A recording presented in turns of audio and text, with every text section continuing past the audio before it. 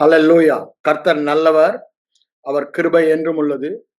மற்றும் ஒரு ஜோயே வேத பாட ஆராய்ச்சிக்கு ஆவலோடு தேவனுடைய ஜீவனை அறிவதே, அதன் மூலமாக தேவ வாழ்க்கை வாழ வேண்டும் என்ற ஆவலோடு வந்திருக்கிற உங்கள் ஒவ்வொருவரும் இந்த உலகத்திலே பரலோக சித்தத்தை நிறைவேற்றும் தேவர்களாக வாழ்வீர்களாக என்று சொல்லி வாழ்த்தி உங்களை வரவேற்கிறேன். ஜோயே ஜீவனை பற்றி நாம் கருத்தாய் ஆராய்ந்து பார்த்து வருகிறோம். பழைய ஏற்பாட்டு பக்தர்களுக்கு இல்லாத ஒரு மாபெரும் பாக்கியத்தை தேவன் நமக்கு இந்த புது சிருஷ்டியிலே ஒரு புது ஜீவனாக நமக்கு தந்தார் என்று வேதம் சொல்லுகிறது. அதாவது இது கொடுக்கப்பட்ட நோக்கத்தை கடைசி வாரம் அதுதான் நான் சொன்னேன். அதை அறிந்தோமானால், அதோடைய ஜீவனின் மகத்துவத்தை தெரிந்தோமானால் நாம் அவ்வாறு வாழ முடியும் என்பதை கடந்த வாரங்களிலே நாம் பார்த்தோம். தேவன் மனிதனை சிருஷ்டிக்கும் பொழுது தமது சாயலில் தமது ரூபத்தில் சிருஷ்டித்தார். எதற்காக?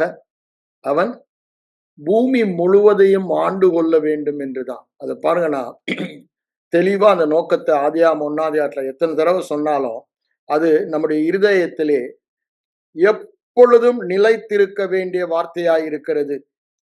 நமது சாயல் நமது ரூபம் சொல்லிட்டு என்ன சொல்றாரு? அவர்கள் பூமி அனைத்தையும் என்று சொல்லுகிறார். 26ஆம் வசனத்திலேயே பூமி அனைத்தையும் ஆளக்கடவர்கள், பூமி அனைத்தையும் ஆளக்கடவர்கள். அது இருதயத்துல பதிய வேண்டிய வசனம். ஏன் நமக்கு ஜீவன் கொடுக்கப்பட்டது? தேவ சாயலை வெளிப்படுத்த. பூமி அனைத்தையும் நாம் ஆளுகை செய்யும் பொழுது பூமியிலே தேவர்களாக நாம் காணப்படுவோம். அதுதான் தேவனுடைய சித்தம். அவருடைய சாயலை வெளிப்படுத்துவதாக. அவருடைய சாயல் இருளை வெளிச்சமாக்குகிற சாயல். அப்படிதானே பார்க்கிறோம். இருளை வெளிச்சமாக்கின சாயல், ஒழுங்கின்மையை ஒழுங்காக்கின சாயல். வெறுமையாய் இருந்த பூமியை என்ன பண்ணாரு? எல்லாம் நிறைந்ததாக மாற்றுகிற சாயல். எவ்வாறு? பேசி ஆளுகை செய்தார். அந்த சாயலுக்கு என்ன சொல்றாரு? பூமி அனைத்தையும் இந்த ஆளுகையை நீங்கள் செய்ய வேண்டும் என்று சொல்லுகிறார். ஆள கடவர்கள் என்று அவர் சொன்னால் நாம் நிச்சயமாக ஆளுவோம். ஒருவேளை ஆள கடவர்கள் என்று அவர் அது முன்னால எல்லாம் வரிசையா பார்த்து கொண்டே வரும். பிறப்பிக்க கடவுதுன்னா பிறப்பித்தது, அப்படிதானே? வெளிச்சம் உண்டாக கடவுதுன்னா வெளிச்சம் உண்டாக்குறது. 2ஆய் பிரிய கடவுனா அவர் சொன்ன அப்ப என்ன சொல்றாரு? ஆள கடவர்கள் என்று சொல்லுகிறார். அது சொல்லிட்டுதான் அடுத்த வசனத்தை பாருங்க. அவனை தம்முடைய சாயலாகவே சிருஷ்டித்தார், மனுஷனை தம்முடைய சாயலாகவே சிருஷ்டித்தார். ஒரு தடவைக்கு 2 தடவை சொல்லிட்டு 28 திரும்பி அதே தான் சொல்றாரு. என்ன சொல்றாரு? ஆண்டு கொள்ளுங்கள் என்று சொல்லி தேவன் அவர்களை ஆசீர்வதித்தார். கீழ்ப்படுத்தி ஆண்டு கொள்ளுங்கள் என்று ஆசீர்வதித்தார்.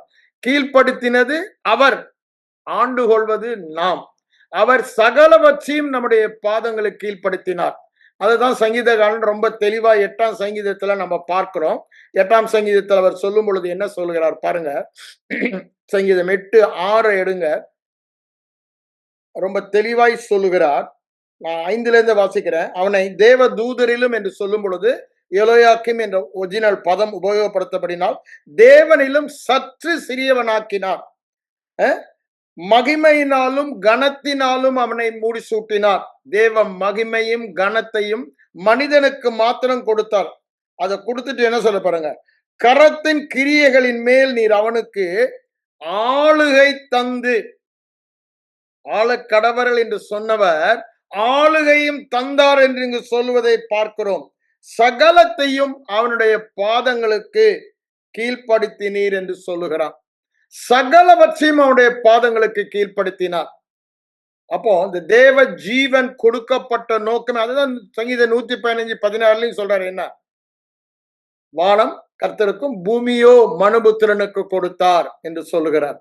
அப்போ பூமி தேவன் மனுபுத்திரனுக்கு ஆளுகை செய்வதற்காக கொடுக்கப்பட்டதாக இருக்கிறது. இந்த பூமியிலே நாம் ஆளுகை செய்ய வேண்டும் என்பதுதான் தேவனுடைய திட்டம், தேவனுடைய சித்தம். ஆனால் ஆதாம் அந்த சாயலை இழந்து போனான். இழந்து போன சாயலை திரும்ப பெறதான், இழந்து போனதை மீட்டு தர இயேசுவானவர் மனிதனாக வந்தார் என்று வேதம் சொல்லுகிறது. ஆகவே அவர் என்ன சொல்லுகிறார்? யோவான் 10:10 நானோ அவைகளுக்கு ஜீவன் உண்டாயிருக்கவும் அந்த ஜீவன் பரிபூரணப்படவும் வந்தேன் என்று சொல்லுகிறார். ஒரு பரிபூரண தேவனுடைய ஜீவன், அங்க ஜீவன் என்று அவர் சொல்லும் பொழுது ஒரிஜினல் கிரேக்க பதத்தில் என்ன சொல்லப்பட்டுள்ளது? ஜோயி என்றது தேவனுடைய ஜீவன். அப்போ தேவன் நமக்கு தேவ ஜீவனை கொடுத்ததன் நோக்கம் என்ன? தேவனாக நாம் வாழ வேண்டும். தேவ ஜீவனை பெற்றவன் என்றால் தேவனை தேவனாக்குகிறதை பெற்றவன் என்ற அர்த்தம். அப்படிதானே? ஒரு மிருகத்தை அந்த மிருகமாக்குகிற ஜீவன் அதற்குள்ளே இருக்கிறது. அவன் என்ன செய்தாலும் அந்த மிருகம் அப்படிதான் இருக்கும். அதே மாதிரி மனிதன் அவன் மனிதன் அப்படிதான் வாழ்வான். ஆனா நாம் யார்? மனிதர்கள் அல்ல. நாம் தேவ ஜீவனை பெற்றவர்கள், தேவ குமாரர்கள், குமாரத்திகள், தேவர்கள், தேவ மனுஷர்கள் என்று வேதம் சொல்லுகிறது. அவர் மனுஷர் ரூபம் எடுத்தார். அப்படிதானே? He became incarnate. நம்ம என்ன பண்ணோம்? He became man. அப்படிதானே? நாம் தேவர்கள் ஆனோம். தேவ ரூபத்தை எடுத்தோம். அவர் என்ன பண்ணாரு? சரீரமானார். நாம் தெய்வத்துவமானோம். அவர் மனிதனானார். நாம் தெய்வத்துவத்தை, we got the divinity, தேவத்துவத்தையே நாம் பெற்றுக்கொண்டோம் என்று வேதம் சொல்லுகிறது. எங்க? நம்ம ஆவி மனிதல்ல. நம்மை தேவர்கள் என்று சொல்லவில்லை, அவரை விட சிறியவர்கள் என்றுதான் வேதம் சொல்லுகிறது. சற்று சிறியவர்கள். ஆனா தேவதூதர்களை விட நாம் மேலானவர்கள். தேவதூதர்கள் நமக்கு பணிவிடை செய்கிறவர்கள். தேவதூதர்களையும் நாம் நியாயம் தீர்க்க போகிறோம். தேவதூதர்கள் நம்மை அல்ல, நாம் தேவதூதர்களை நியாயம் தீர்க்க போகிறோம். அப்படிதான் வேதம் சொல்லுகிறது. ஆகவே அதை தெளிவாய் மனதில் வைத்துக் கொள்ள வேண்டும். தேவனை விட சற்று சிறியவர்கள், சகலவற்றையும் நம்முடைய பாதங்களுக்கு கீழ்ப்படுத்தி ஆளுகையை நமக்கு தந்தார். அவருடைய கரத்தின் கிரியைகள் எல்லாவற்றின் மேலும், அவருடைய கரத்தின் கிரியைகள் எல்லாவற்றின் மேலும் அவனுக்கு ஆளுகை தந்தார் என்று வேதம் தெளிவாய் சொல்லுகிறது. ஆகவேதான் நான் என்ன சொல்றேன், இந்த ஜீவன் கொடுக்கப்பட்ட நோக்கம், போன வாரம் கூட சொன்னேன், the mandate to be the king of the earth. அப்படிதானே? the lord of this earth. இந்த உலகத்துக்கு அதிபதியாக, இந்த உலகத்தின் அதிகாரியாக, சகலவற்றையும் ஆளுகை செய்பவனாக வாழ்வதற்குத்தான் இந்த ஜீவன் கொடுக்கப்பட்டது.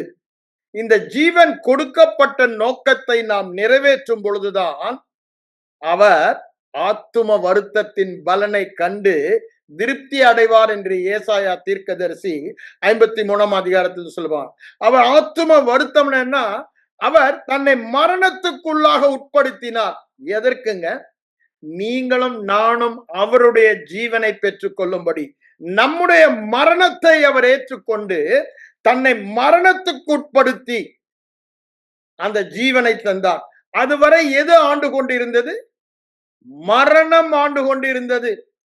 ரோமர் 5ஆம் அதிகாரத்துக்கு வாங்க. அங்க தெளிவாக பவுலடிகளார் அங்க ரோமர் நிருபத்தில் சொல்லுவதை பார்க்கிறோம்.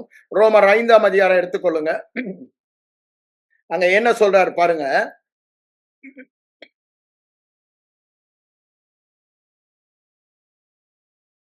12ஆம் வசனத்துல வாசிக்கிறேன். இப்படியாக ஒரே மனுஷனால் பாவமும் பாவத்தினால் மரணமும் உலகத்திலே பிரவேசித்தது போல, அங்க அப்படியே விட்டுட்டாரு. அப்ப என்ன? அது போல எது பிரவேசித்தது?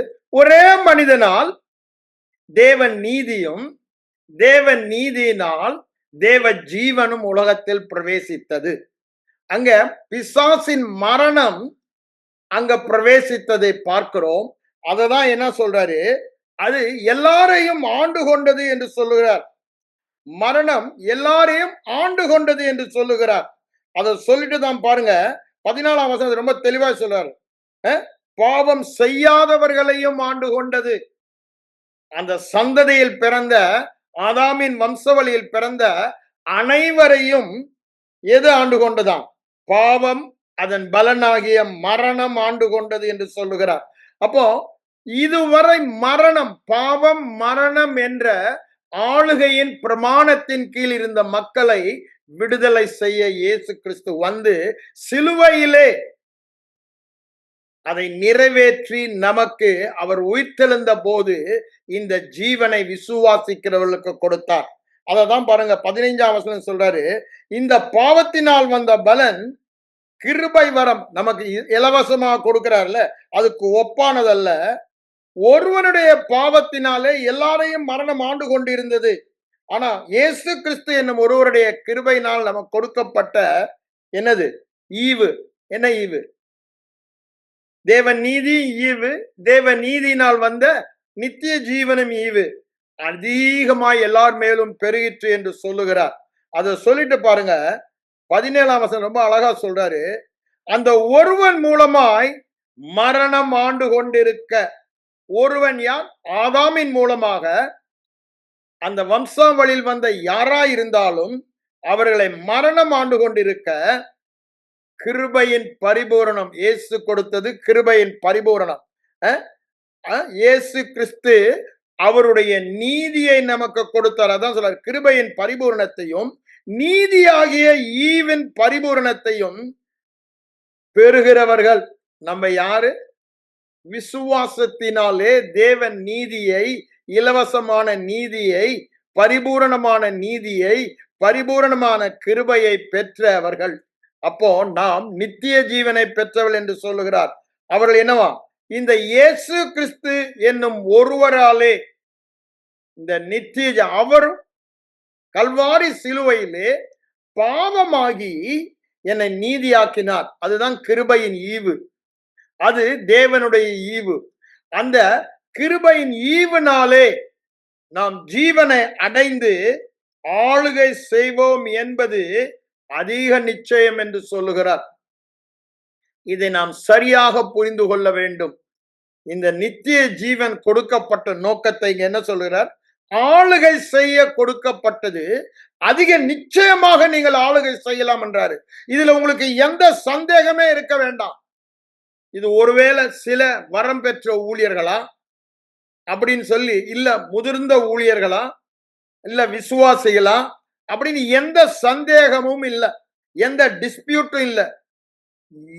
மறுபடியும் பிறந்த அத்தனை பேரும் நித்திய ஜீவனை பெற்றவர்கள். அப்படிதான் ஆண்டவர் சொல்லுகிறாரு.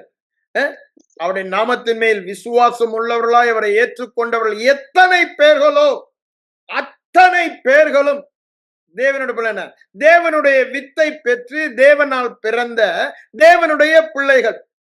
They've been born of God. தேவனால் பிறந்தவர்கள், தேவனால் பிறந்தவர்கள் என்று சொல்லுகிறார். அதுதான் இங்க யோவான் 3:16 சொல்றாரு, ஒரே பேரான குமாரனை விசுவாசிக்கிறவன் எவனோ அவன் கெட்டு போகாமல். அப்படின்னு என்னங்க? இந்த மரணம் என்பது கெட்டு போகிறது, ஜீவன் என்பது நன்மையானது, கெட்டு போகாமல் நன்றாக இருப்பது. அதற்கு ஜஸ்ட் த ஆப்போசிட். நான் திரும்ப திரும்ப உங்களுக்கு சொல்லுகிறது, ஒளி என்று சொல்லும் பொழுதெல்லாம் தேவனுடைய கிரியைகளையும், இருள் என்று சொல்லுகிறதெல்லாம் பிசாசின் கிரியைகளையும் குறிக்கிறது. ஜீவன் என்று சொல்லுவது தேவனையும், மரணம் என்று சொல்லுகிற கிரியைகள் எல்லாம் பிசாசின் கிரியைகளையும் குறிக்கிறது. இதை நம்ம எப்பொழுதுமே இது வெறும் சரீர மரணம், சரீர ஜீவன் என்று நினைக்க கூடாது. இது தேவனுடைய ஜீவனை குறித்து நமக்கு சொல்லுகிற பதம். அந்த மரணம் என்பது பிசாசுடைய கிரியை, பிசாசுடைய ஸ்பாவம். ஜீவன் தேவனுடைய ஸ்பாவம், மரணம் பிசாசின் ஸ்பாவம். ஆதாம் அங்கு பிசாசுக்கு கீழ்ப்படிந்து தேவ சத்தத்தை எடுத்துக்கொள்ளாமல் பிசாசின் தத்தத்தை எடுத்துக்கொண்டபடியால் அங்கு பிசாசுக்கு தன்னை உட்படுத்தி அவன் ஆளுகைக்குள் சென்றான் என்று வேதம் சொல்லுகிறது. ஆகவேதான் இங்க என்ன சொல்றேன், ஜீவனை பெற்றவர்கள், தேவனுடைய ஸ்பாவத்தை பெற்றவர்கள். தேவ ஸ்பாவம் என்ன? ஆளுகையின் ஸ்பாவம். இந்த நித்திய ஜீவன் நமக்கு அநேக நன்மைகள் கிடைத்தது. அப்படிதானே? பிரதானமான நன்மை நம்ம முதல்ல என்ன சொல்றோம்? அவரோடு ஒன்றாக இணைக்கப்பட்டோம். தேவ ஜீவனை பெறும் பொழுது அவர் ஜீவனும் நம்முடைய ஜீவனும் இணைக்கப்பட்டது. we became one with him. அப்படிதானே? நானும் என் பிதாவும் ஒன்றாய் இருக்கிறோம் என்று இயேசுவானவர் சொல்லுகிறார். அப்படிதானே?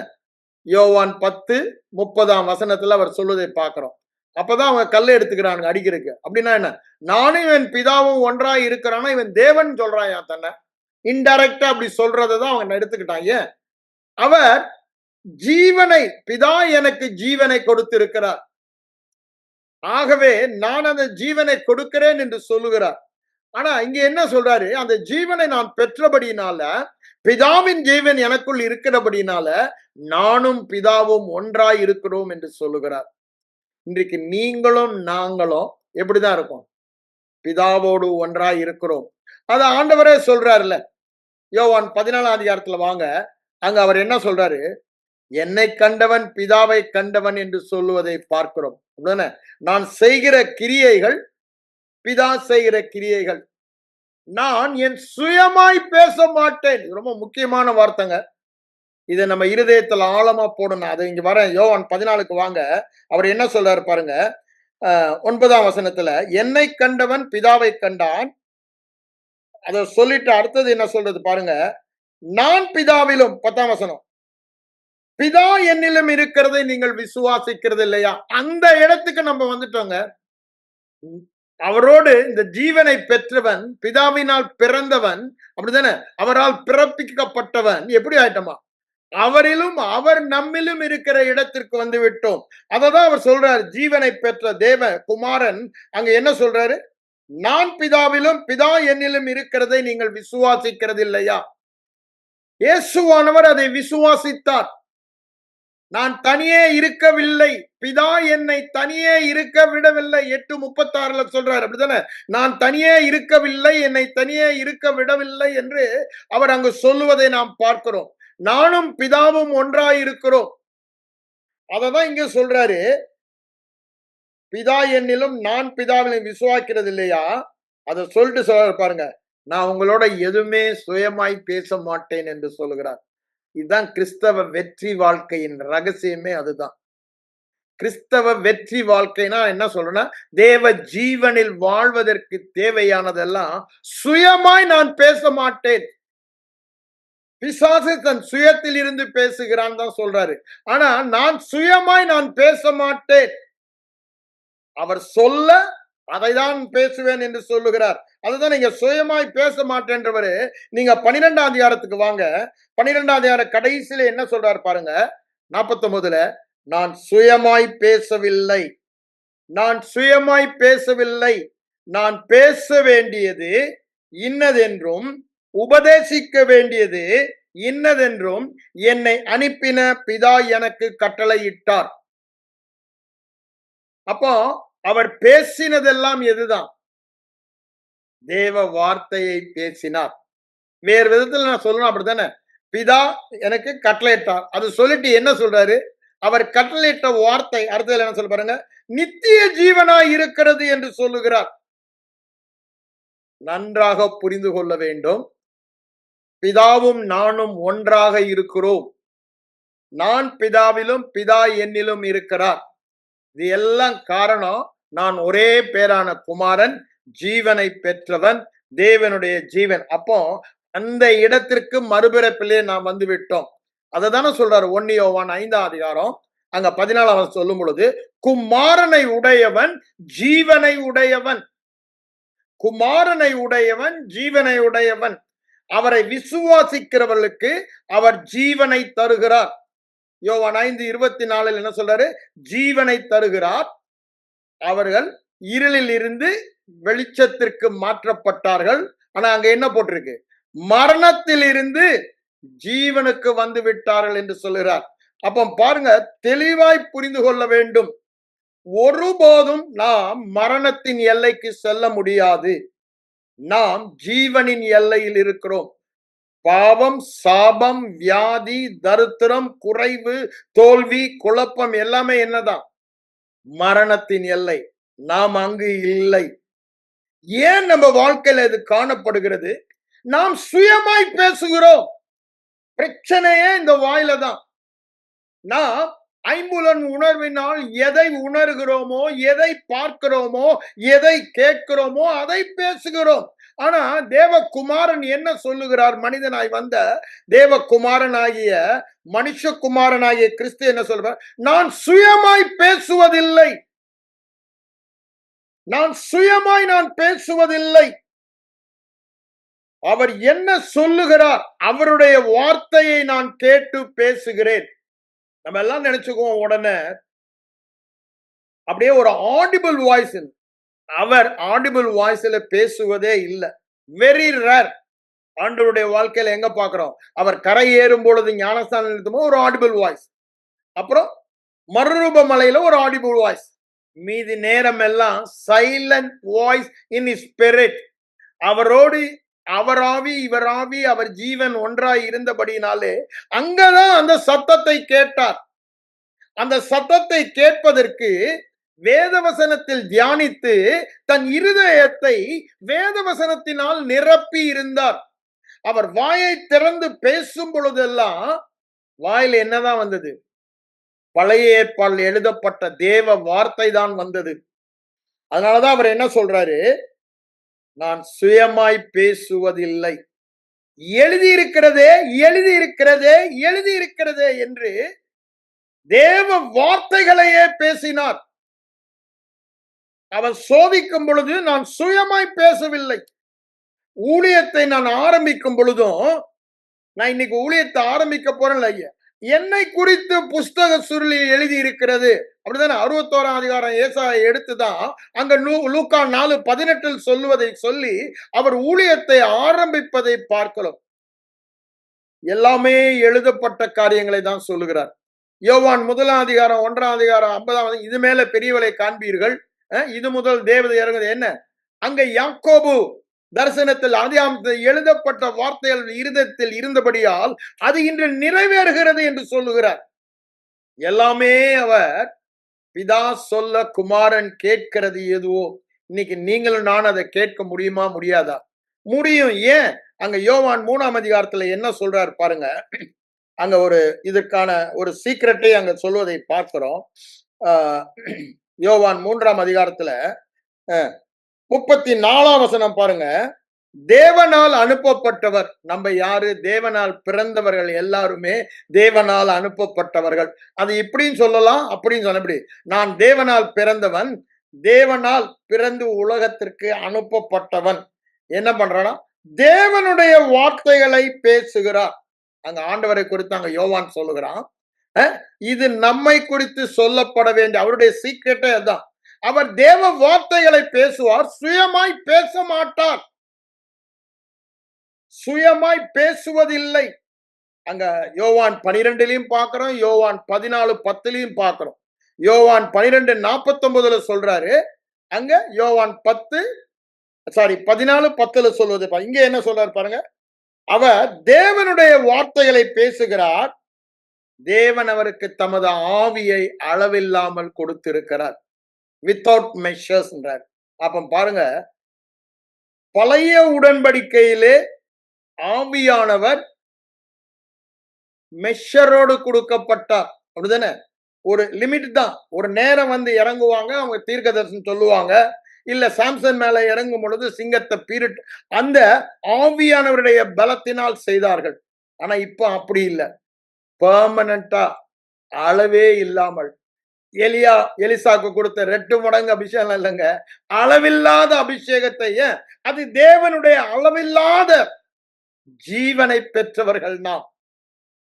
ஆகவே அளவில்லாததை பெற்றாது. நான் ஏன் இதை சொல்ல வந்தேன்னா, தேவனுடைய வார்த்தையை அவர் பேசுகிறார். தேவனால் பிறந்தவன் பேச வேண்டியது தேவனுடைய வார்த்தை. ஏன்? அந்த வார்த்தையில தானே ஜீவன் இருக்கிறது. அந்த வார்த்தையில தானே ஜீவன் இருக்கிறது. அதுதானே அவர் சொல்லுகிறார். யோவான் 5ஆம் அதிகாரத்துக்கு வாங்க. அங்க 39ஆம் வசனத்தில் அவர் சொல்லுவதை நாம் கேட்கிறோம். என்ன சொல்லுகிறார் பாருங்க. வேத வாக்கியங்களை ஆராய்ந்து பாருங்கள், அவைகளால் உங்களுக்கு நித்திய ஜீவன் உண்டு என்று எண்ணுகிறீர்களே, என்னை குறித்து சாட்சி கொடுக்கிறவைகளும் அவைகளே. அப்படியே இணைச்சிட்டார் ரெண்டையும். கொஞ்சம் நல்லா புரிந்து கொள்ள வேண்டியது. என்னை குறித்தினா என்னில் உள்ள ஜீவனை குறித்து சாட்சி கொடுக்கிறது. வேத வசனத்துல தான் அந்த ஜீவன் இருக்கிறது. அந்த ஜீவனை குறித்து சாட்சி கொடுக்கத்தான் நான் வந்தேன். என்னை பார்க்கிறவர்கள் அந்த ஜீவனை பார்க்கிறார்கள். நீங்க வேத வசனத்தை ஆராய்ந்து பார்த்தீங்கன்னா என்னை பார்க்க முடியும் அப்படின்னு யாரு? கிறிஸ்துவை பார்க்க முடியும் சொல்றாரு. நம்ம இன்னைக்கு நாமும் கிறிஸ்துவுக்குள்ள இருக்கிறபடினால வேத வசனத்தை பார்க்கும் பொழுதெல்லாம் நமது சாயலை பார்க்க முடியும். ஏன்?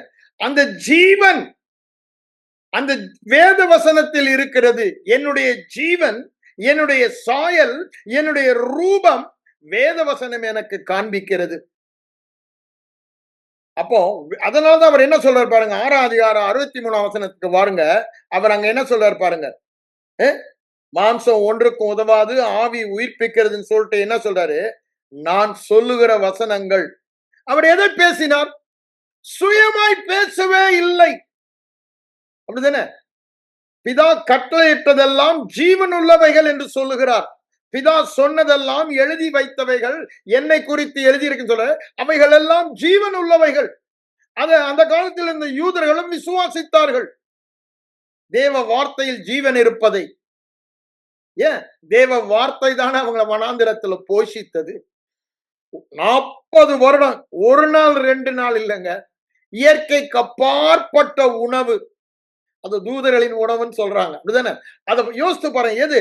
மனிதன் அப்பத்தினால் மாத்திரம் அல்ல, தேவனுடைய வாயில் இருந்து புறப்படுகிற ஒவ்வொரு வார்த்தையினாலும் பிழைப்பான் என்று அவர்களுக்கு உணர்த்தும்படி 40 வருடம், அப்படிதானே சொல்றாரு. உபாகமம் 8ஆம் அதிகாரம் 3-4 வசனங்களை வாசித்து பாருங்க. அங்க அதை அவர் சொல்லுவதை பார்க்கிறோம். இங்க அததான் அவர் சொல்றாரு, அந்த வார்த்தைகளை நான் பேசுகிறபடினால என்ன சொல்றாரு, அது ஜீவனும் ஆவியுமாய் இருக்கிறது என்று சொல்லுகிறார். அப்போ நாம் ஜீவனுள்ள வார்த்தைகளை பேச வேண்டும். இந்த ஜீவனில் வாழ வேண்டுமானால் அந்த ஜீவனுள்ள வார்த்தைகளை பேசுகிறவர்களாய் இருக்க வேண்டும். அந்த ஜீவனுள்ள வார்த்தை நம் வாயில் வர வேண்டுமானால் அந்த ஜீவனுள்ள வார்த்தை என் இருதயத்தை நிரப்பி இருக்க வேண்டும். என் இருதயம் முழுவதுமாக, என் ஆவி மனிதன் முழுவதுமாக இந்த ஜீவனுள்ள வார்த்தையால் நிரப்பப்பட வேண்டும். அப்பதான் இந்த ஜீவ வார்த்தை சொல்லுகிற வாழ்க்கை வசனத்தை பிடித்துக் கொண்டு சுடர்களைப் போல கோணலும் மாறுபாடமான சந்ததியில் வாழ்கிற நாம் என்று அங்க பிலிப்பியர் 2:14 சொல்றாரு. அந்த வாழ்க்கை வாழ்வதற்கு காரணம் என்ன? இந்த ஜீவன் தரும் வார்த்தையில் இருந்து. அததான் இங்க என்ன சொல்றாரு பாருங்க, நான் சொல்லுகிற வார்த்தைகள் எதா ஜீவனாய் இருக்கிறது என்று சொல்லுகிறார். பேதுரு அது நல்லாவே பார்த்துட்டான். ஏன்? அந்த ஜீவனின் சாயல் எப்படி மகிமையாக வெளிப்படுகிறது. அவர் கானாவூர்ல கல்யாணத்துல ஒரு அற்புதம். எது? அவர் அந்த ஜீவனை பேசுகிறார். தண்ணீரை நிரப்புங்கள், எடுத்துக்கொண்டு போய் கொடுங்கள்ன்றாரு, ரசம் என்று. அது பார்க்கும் பொழுது அவர்கள் புரிந்து கொண்டாங்க, இந்த ஜீவன் தேவ ஜீவனின் சாயல், அற்புத சாயல். அததான் அவருடைய மகிமையை வெளிப்படுத்தினார். காண்கிற மண்டலத்திலே இந்த ஜீவனின் சாயலை அங்கு பார்த்தார்கள். அவர் மேல் விசுவாசம் அது முழுவதுமாக நம்ம பார்க்கலாம். எவ்வளவு இடங்களில் அதான் யோவான் சொல்லுகிறார், அவருடைய சாயலை மகிமையை கண்டோம். பிதாவானவருடைய அப்படின்னா தேவனுடைய ஜீவனின் மகிமையின் சாயலை கண்டோம். ஒருவனும் ஒரு காலும் தேவனை கண்டதில்லை. தேவ சாயல் எப்படி இருக்கின்ற ஒருவனுக்கு தெரியும். ஆனா இயேசுவானவரே அந்த சாயலை வெளிப்படுத்தினார். அந்த ஜீவனை அவர் வாழ்ந்து உலகத்திற்கு காண்பித்தார். அந்த நோக்கம் தாங்க உங்க மேல எங்க மேல வைத்திருக்காரு. அதனாலதான் அவருடைய பிள்ளைகளாக, அவரால் பிறப்பிக்கப்பட்டவர்கள், தேவ குட்டிகள், தேவ பிள்ளைகள், அப்படிதானே? தேவ குழந்தைகள், தேவ மகன் மகள்கள். எதற்கு? அந்த அந்த சாயல், அந்த ஸ்பாவம், அந்த வல்லமை, அந்த திறமை தேவனை தேவனாக்குகிறதே, அது நமக்குள்ளே வித்தாக மறுபிறப்பிலே வந்தது, தேவ ஜீவன். அதனாலதான் யோவான் என்ன சொல்லுகிறான், தேவனுடைய வித்து உங்களில் நிலைத்திருக்கிறபடினால்றான். அந்த தேவனுடைய வித்து இருக்கிறபடினால் பாவம், சாபம், ரோகம், வியாதி, மரணம் ஒன்றும் உங்களை மேற்கொள்ள மாட்டாது. அப்படிதான் சொல்றான். நித்திய ஜீவனை பெற்றவன் கெட்டு போகவே மாட்டான். அது 2 ஒண்ணுதான். நான் இப்படி சொன்னாலும் அப்படி சொன்னான். நித்திய ஜீவனை பெற்றவனுக்கு மரணமே இல்லை. அப்படின்னா என்ன? வியாதியே இல்லை, சாபமே இல்லை, குறைவே இல்லை, தரித்திரமே இல்லை, தோல்வியே இல்லை. ஏன்? இந்த ஜீவன் எல்லா இடங்களிலும் எப்பொழுதும் வெற்றி சிறக்க பண்ணி அவருடைய ஜீவனின் வாசனையை வீச பண்ணுகிறது. இந்த ஜீவனின் வாசனை என்னங்க? தோல்வியே இல்லை. இந்த ஜீவனின் வாசனை என்னங்க? வியாதியே இல்லை. இந்த ஜீவனின் வாசனை என்னங்க? குறைவே இல்லை. பரிபூரணம், பரிபூரணம், பரிபூரணம். தீமையே இல்லை, தீங்கே இல்லை. அதுதான் ஜீவனா. எப்போ? அததான் அவர் சொல்றாங்க. 2 கொரிந்தியர் 2:14 அவர் சொல்லுவதை நாம் பார்க்கிறோம். எல்லா இடங்களிலும் எப்பொழுதும் எங்களை வெற்றி சிறக்க பண்ணி அவர் ஜீவனை பற்றி எல்லாரும் அறிந்து கொள்ளத்தக்கதாக, அப்படின்னா அவருடைய சாயலை, ரூபத்தை எல்லாரும் காணத்தக்கதாக எங்களை நற்கந்தமாக வைத்திருக்கிறார் என்று சொல்லுகிறார். ஐயா, நம்மை குறித்த நோக்கம் அதுதான். அதனாலதான் சொல்றேன், there is a mandate on us. என்ன mandate? ஆளுகை செய்வதன் மூலமாக தேவ சாயலை வெளிப்படுத்த வேண்டும். அதாவது our destiny is to rule. அப்படிதானே? We are destined to rule. What for? We are destined to show the image of Christ. கிறிஸ்துவின் சாயலை, தேவனின் சாயலை உலகத்திற்கு காண்பிக்கும் அந்த உத்தரவாதம் தேவ ஜீவனை பெற்ற அத்தனை பேருக்கும் கொடுக்கப்பட்டிருக்கிறது. இது ஒரு மாபெரும் பாக்கியம், இது ஸ்லாக்கியம், இது உத்தரவாதம் நான் சொல்ல மாட்டேன். Though it is a mandate on every born again new creation who has received the soul life to manifest the life of God in their life. இது privilege என்று தான் சொல்லணும். அப்படிதானே? It's a privilege. It's a privilege. தேவ சாயலை வெளிப்படுத்துவதற்கு நாம் தெரிந்து கொள்ளப்பட்டவர்கள். எதற்கு நம்மை ஆண்டவர் முன்னறிந்து, முன்குறித்து, அழைத்து, நீதிமானாக்கி, மகிமை பெறன சாயலை வெளிப்படுத்துவ தகுதிப்படுத்தினார். அந்த சாயலை வெளிப்படுத்த என்ன தகுதிப்படுத்தின பின்பு அந்த சாயலை நான் வெளிப்படுத்தலனா தகுதிப்படுத்தினதுல என்ன பிரயோஜனம்? அப்படிதானே? உங்களுக்கு 10,000 ரூபாய் கிஃப்ட் கொடுத்திருக்குன்னு சொல்லிட்டா அந்த வவுச்சரை எடுத்து உபயோகப்படுத்தி நான் அனுபவிக்கணும். அனுபவிக்கலாம், அது என்ன பிரயோஜனம்? It's of no use. Such a great treasure we have received at our new birth. அவ்வளவு பெரிதான பொக்கிஷத்தை இந்த மண்பாண்டங்களிலே பெற்று இருக்கிறோம். இதற்கு அவருடைய மகிமையின் சாயலை உலகத்திற்கு காண்பிக்க. அததான் அவர் இங்க சொல்றாரு. அததான் இவன் என்ன சொல்றான்? ஆண்டவரே, நித்திய ஜீவ வசனங்கள் உமக்கு. அதுதான் யோவான் 6க்கு வாங்க. என்ன சொல்றான்? 68ல பேதுரு, நித்திய ஜீவ வசனங்கள் உம்மிடத்தில் உண்டு. நித்திய ஜீவனுள்ள வசனங்கள் உம்மிடத்தில் உண்டு. ஏன்? அவர் வாயில் பேசினதெல்லாம் ஐயா நம்மை பார்த்து சொல்ல வேண்டும். சந்தர் சிங் பேசும் பொழுது அவர் வாயிலே நித்திய ஜீவன். அப்ப எதுங்க நித்திய ஜீவனும் இல்ல? நானா சுயமாய் பேசுறதா? நான் வியாதியோடு இருக்கிறேன், வியாதியா இருக்கிறேன்னு சொல்றதா? இல்லங்க. தழும்புகளால் குணமானேன். ஒரு வியாதியா இருக்கிறேன் என்று சொல்லும் பொழுது என்னப்பா பண்ணுது? இங்க கால் வலிக்குதா, இங்க கை வலிக்குதா, இங்க நோவுதா, இந்த டாக்டர் ரொம்ப ரொம்ப ரொம்ப ஸ்பெஷல், இந்த மருந்து நாட்டு மருந்து அதோட ரொம்ப நல்லது, இந்த எக்ஸசைஸ், அப்படி சொல்றதா? இது சுயமாய் பேசுவது. என்ன சொல்றது? எழுதி இருக்கிறது என்ன? அவர்தாமே இந்த வியாதியை 2000 வருடங்களுக்கு முன்பாக சிலுவையில் சுமந்தார் என்று சொன்னா ஆண்டவர் என்ன சொல்வாரு? பேதுரு சொன்னதான், அவனிடத்தில் நித்திய ஜீவ வசனங்கள் உண்டு. அதை கேட்கிறவனுக்கு அது ஜீவனை தரும். அதற்கு மாறாக நாம் பேசுவெல்லாம் மரணத்தை தருகிற வார்த்தைகள். ஜீவனை தருகிற வார்த்தைகள் வேதத்தில் எழுதப்பட்டு நமக்கு தருகிறது. அவர் ஆதி முதல் நமக்கு வாக்கு பண்ணினது என்னங்க? நித்திய ஜீவனை தருவேன் என்பதே ஆதி முதல் அவர் நமக்கு வாக்கு பண்ணினது. தீத்து 1ஆம் அதிகாரம் 3ஆம் வசனத்துல சொல்றாரு. அதை குறித்து என்ன, இந்த ஜீவன் என்ன, அதை எப்படி இருக்கும் அப்படின்னு இந்த அறிவும் விசுவாசமும் உண்டாவதற்கு சுவிசேஷத்தை, கிருபையின் சுவிசேஷத்தை பவுலுக்கு வெளிப்படுத்தினார். அங்க சொல்வதை பார்க்கிறோம். தீத்து 1ஆம் அதிகாரம் 3 நான் ஏற்கனவே உங்களுக்கு சொல்லியிருக்கேன். அப்போ அதை நன்றாக புரிந்து கொள்ளுங்க. இந்த நான் பெற்ற ஜீவனின் சாயலை கிருபையின் சுவிசேஷ வசனத்தில் தான் பார்க்க முடியும். அதுதான் என்னுடைய சாயல். அந்த சாயலை பார்த்து பார்த்துதான், பேசி பேசிதான் அந்த சாயல் இருதயத்தில் படமாகி அந்த வாழ்க்கை நான் வாழுவோம் என்று வேதவசனம் சொல்லுகிறது. அததான் இங்க சொல்றாரு. அப்ப நம்முடைய வாயில் இருந்து வருகிற வார்த்தை இதுதான் இருக்கணும். ஏன் இதை நான் சொல்ல வந்தேன், கொஞ்சம் டைவர்ட் ஆகி போனதுக்கு காரணம், it's a great secret, it's a mystery. அங்க 8ஆம் அதிகாரத்திலே அந்த சங்கீதம் வாசித்தனே 8:6 அது சொல்றதுக்கு முன்னால 2ஆம் வசனத்திலே சொல்லுகிறாரு, அவனை ஆளுகை செய்ய இந்த உலகத்தில் உள்ள கிரியையின் மேல உலகத்தின் அதிபதியாக மரணம் ஆண்டு கொண்டிருக்கிறது. அந்த உலகத்தில் உள்ள மரணத்தை ஜீவனாக மாற்ற நம்முடைய வாயிலே பலன் உண்டு பண்ணினார் என்று சொல்லுகிறார். வாயின் வார்த்தையினாலதான் ஆளுகை செய்ய முடியும். வாயின் வார்த்தையினாலதான் ஜீவனை வெளியே கொண்டு வர முடியும். உலகத்தில் ஒரு பிரமாணம் கிரியை செய்து கொண்டிருக்கிறது. என்ன பிரமாணம்?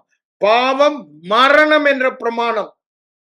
ஆனா இயேசு வந்தபடியினாலே நம்ம எல்லாருக்குள்ளும் ஒரு விசேஷ பிரமாணம் என்ன? அவருடைய நீதியை பெற்றவர்களுக்குள்ளே ஜீவன் என்ற பிரமாணம். பிரமாணம் என்று ஏன் சொல்லப்படுகிறது? இந்த ஜீவனையும் மரணத்தையும் அது எல்லாருக்கும் அப்படிதான் கிரியை செய்யும். சொல்றாங்கல்ல, மனுஷனா பிறந்த வியாதி வருங்கன்னு. அது உலக மக்களுக்கு பாவம், மரணம் கிரியை செய்கிறது. ஆனா தேவ மக்களுக்கு என்ன? ஜீவன் கிரியை செய்கிறது. அப்போ அந்த மரண பிரமாணத்தை மேற்கொண்டு ஜீவனின் பிரமாணத்தை நாம் ரிலீஸ் பண்ண வேண்டுமானால் ஜீவனை வாயில பேசிதான் ஆக வேண்டும். அதான் ஆண்டவர் சொல்றாரு, மரணமும் ஜீவனும் நாவின் அதிகாரத்தில் இருக்கிறது. அதை விரும்புகிறவர்கள் மரணத்தின் கனி அல்ல ஜீவனின் கனியை தங்கள் வாழ்க்கையில் வாழ்வார்கள் என்று சொல்லுகிறார். அப்போ நாம் பேசுகிறது ஜீவனை பேச வேண்டுமானால் எது ஜீவன்? தேவனுடைய வார்த்தை தான். அததான் அங்க உபாகம் 30ஆம் அதிகாரத்திலையும் சொல்றாரு. இதோ உங்களுக்கு அங்க அவங்களுக்கு சொல்றதுதான் இங்க பவுலுடைய ரோமர் 10 சொல்றாரு. உபாகம் 30 பாருங்க, உங்களுக்கு தேவையெல்லாம் அங்க என்ன சொல்றாரு? 30ஆம் அதிகாரம் ஆரம்பிக்கும் பொழுது, நேரம் இல்லாதனால நான் எடுக்கல, நானு நீங்க மனதில் வைத்துக்கொண்டு எடுத்து படித்து பாருங்க. ஆரம்பிக்கும் போதே என்ன சொல்றாரு? நீங்க ஆண்டவரை விட்டு பின்வாங்கி சிறையிருப்பின் தேசத்துல இருக்கும் போதே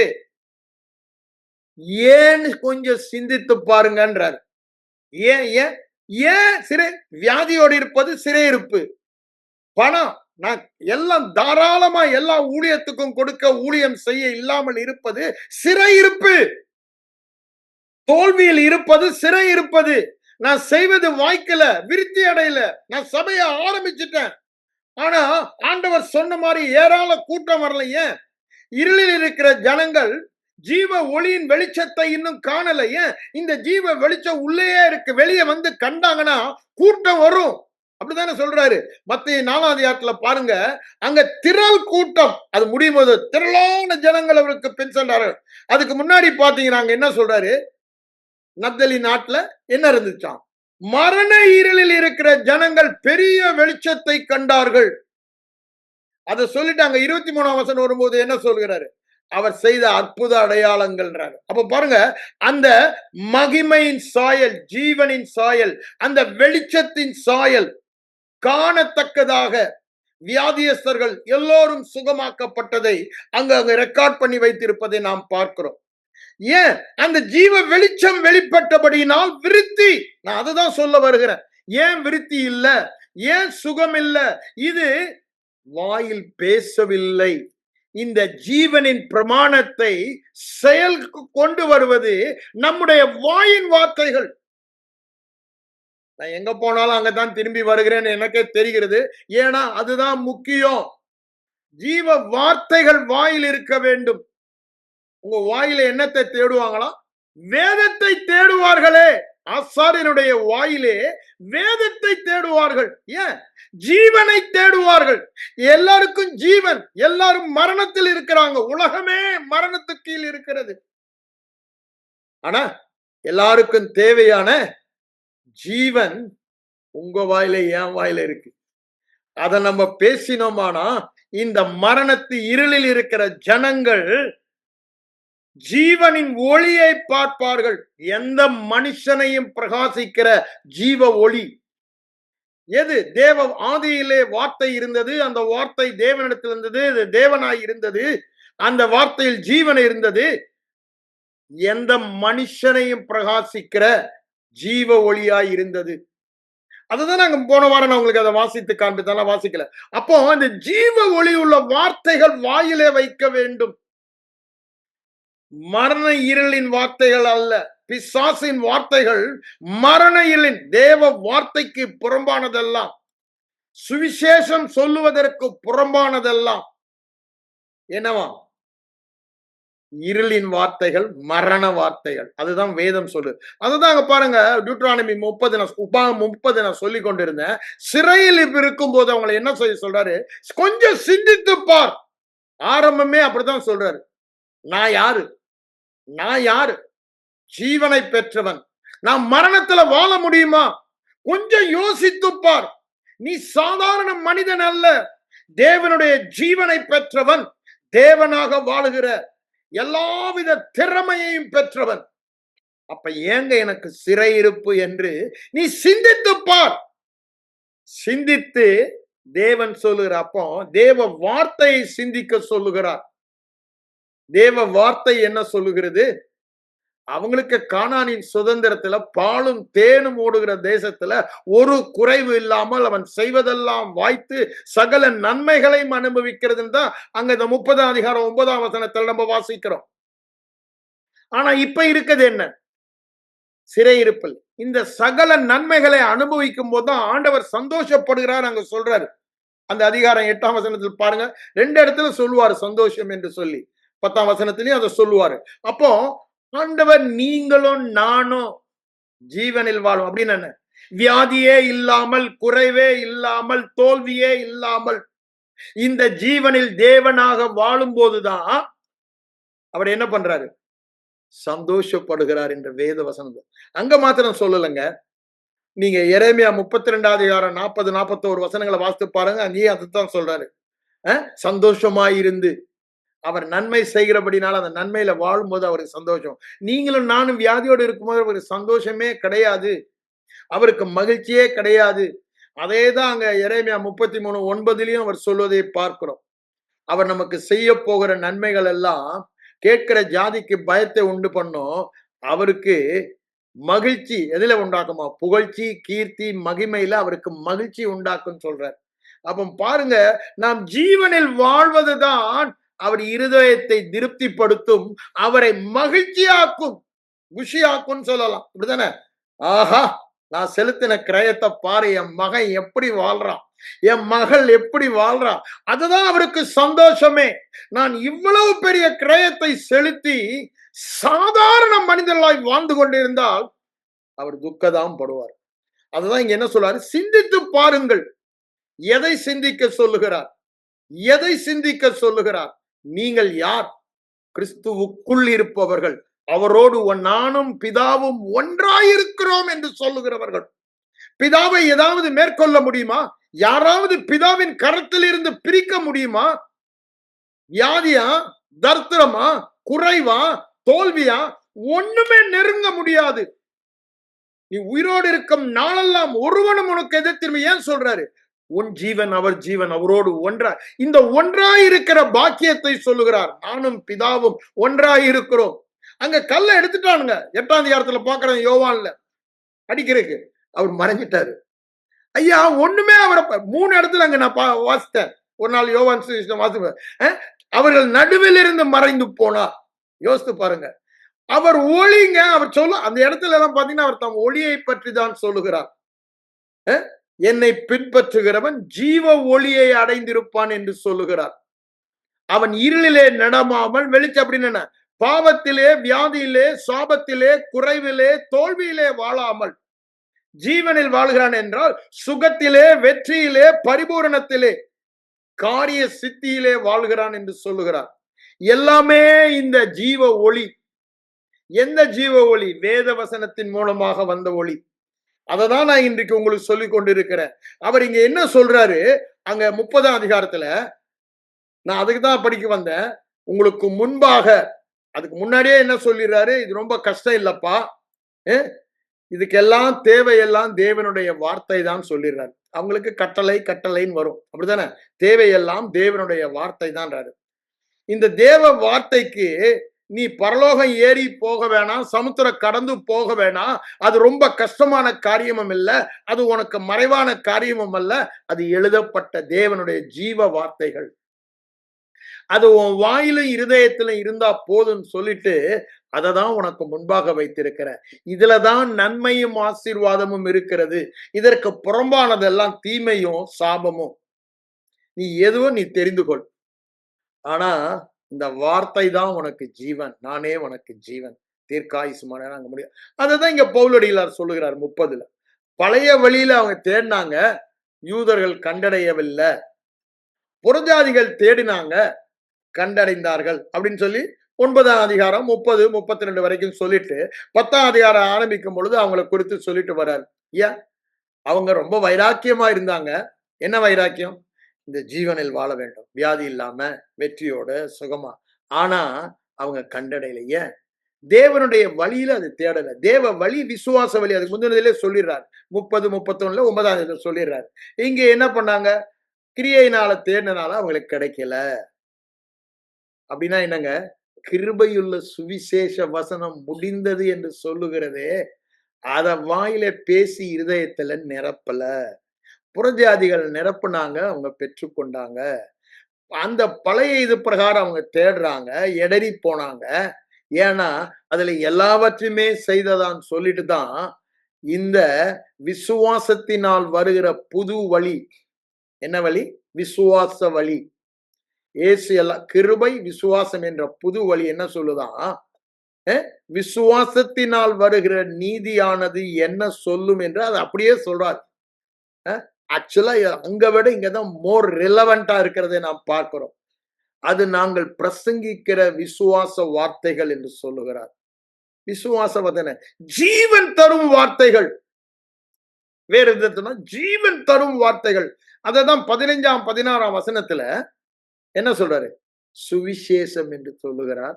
17 வரும் பொழுது அதை கேட்கறனால உங்களுக்கு விசுவாசம் வரும். என்ன விசுவாசம் வரும்?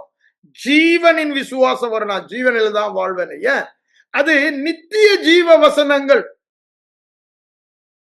அந்த வார்த்தையிலே அந்த நித்திய ஜீவன் இருக்கிறது. அப்ப அத வாயில பேசி நாம் கேட்கும் பொழுது, திரும்பவும் இருதய நிறைவேற்றினால் வாயில் பேசும் பொழுது அந்த ஜீவன் வெளிப்படும். இயேசு கிறிஸ்துவின் வாழ்க்கையில சுவிசேஷம் முழுவதுமாய் பாருங்க. அவர் அந்த ஜீவனை பேசி அங்கு அந்த சாயல் வெளிப்படுவதை நாம் பார்க்கிறோம். ஜீவனின் சாயலை வெளிப்படுத்தினார். அததான் யோவான் அப்போஸ்தலன் வார்த்தை. அப்போ பாருங்க, இதுதான் ரொம்ப முக்கியம். எது? தேவ வார்த்தை ஒன்றுதான் நமக்கு தேவை. அததான் இங்க நம்ம வாசித்தோம். யோவான் 14க்கு வாங்க. நான் அங்க இருந்து ஒரே ஜம்ப் பண்ணிட்டேன். பரவாயில்ல, மிகவும் உபயோகமானது. அப்படிதானே? நான் இங்க 14க்கு வாங்க. அவர் என்ன சொல்றாரு? நான் சுயமாய் சொல்லவில்லை, நானும் பிதாவும். அப்படிதானே? நான் பிதாவிலும் பிதா என்னிலும் இருக்கிறதை, அவரோடு ஒன்றாய் இருக்கிறது. அப்ப நம்ம இன்னைக்கு விசுவாசிக்க வேண்டியது அங்க 20ஆம் வசனம் சொல்றாருல, நான் என் பிதாவிலும் நீங்கள் என்னிலும் நான் உங்களிலும் இருக்கிறதை அந்நாளிலே அறிவீர்கள். ஜீவனை பெற்ற நாளிலே ஜீவன் உங்களுக்கு வந்தபடியினாலே ஒருவனும் உங்களுக்கு போதிக்க வேண்டியதில்லை, நீங்கள் அறிவீர்கள். ஏன்? அது உங்களுக்குள்ளேயே இருக்கிறது. அந்த வித்தியாசத்தை நீங்கள் அறிவீர்கள். எப்போ? நான் பிதாவிலும் பிதா என்னிலும் நான் உங்களிலும் நீங்கள் என் அப்படின்னு நம்மளும் திரியேக தேவனும் ஒன்றாக இருக்கிறோம். நாம் ஒன்றாக இருக்கிறோம் என்ற ஒரு விசுவாசம் வந்துட்டாலே எவனா நமக்கு எதிர்த்து நிற்க முடியுமா? எந்த ஒரு வியாதியா நமக்கு எதிர்த்து நிற்க முடியுமா? எந்த ஒரு தரித்திரமா நிறுத்த முடியுமா? தரித்திரமே ஓடுனா ஓடதான் செய்யணும். பணமே வானா வரதான் செய்யணும். ஏன்? அவரும் நானா? அவர் சொல்ல ஆகும் கட்டளை. அந்த தேவனோடு நான் இணைக்கப்பட்டோம். அதனாலதான் அவர் சொல்றாரு, உங்களால கூடாதது ஒன்றுமே இல்லை. நம்ம பார்த்து அவர் சொல்றது காரணம் என்ன? அவரோடு நாம் இணைக்கப்பட்டவர்கள். அந்த விசுவாசத்துல பேசினா நீங்க தேவர்களாக வாழ்வார்கள் என்று சொல்லுகிறார். அப்ப அதற்கெல்லாம் காரணம் என்ன? அங்க 1 யோவான் 5:4 போனீங்கன்னா, தேவனால் பிறந்தவன் உலகத்தை ஜெயிக்கிறான். யார் உலகத்தை ஜெயிக்கிறான்? தேவ ஜீவனை பெற்றவன். உலகம் என்றால் என்ன? பாவம், சாபம், பிசாசின் கிரியைகள் அடங்கிய உலகம்.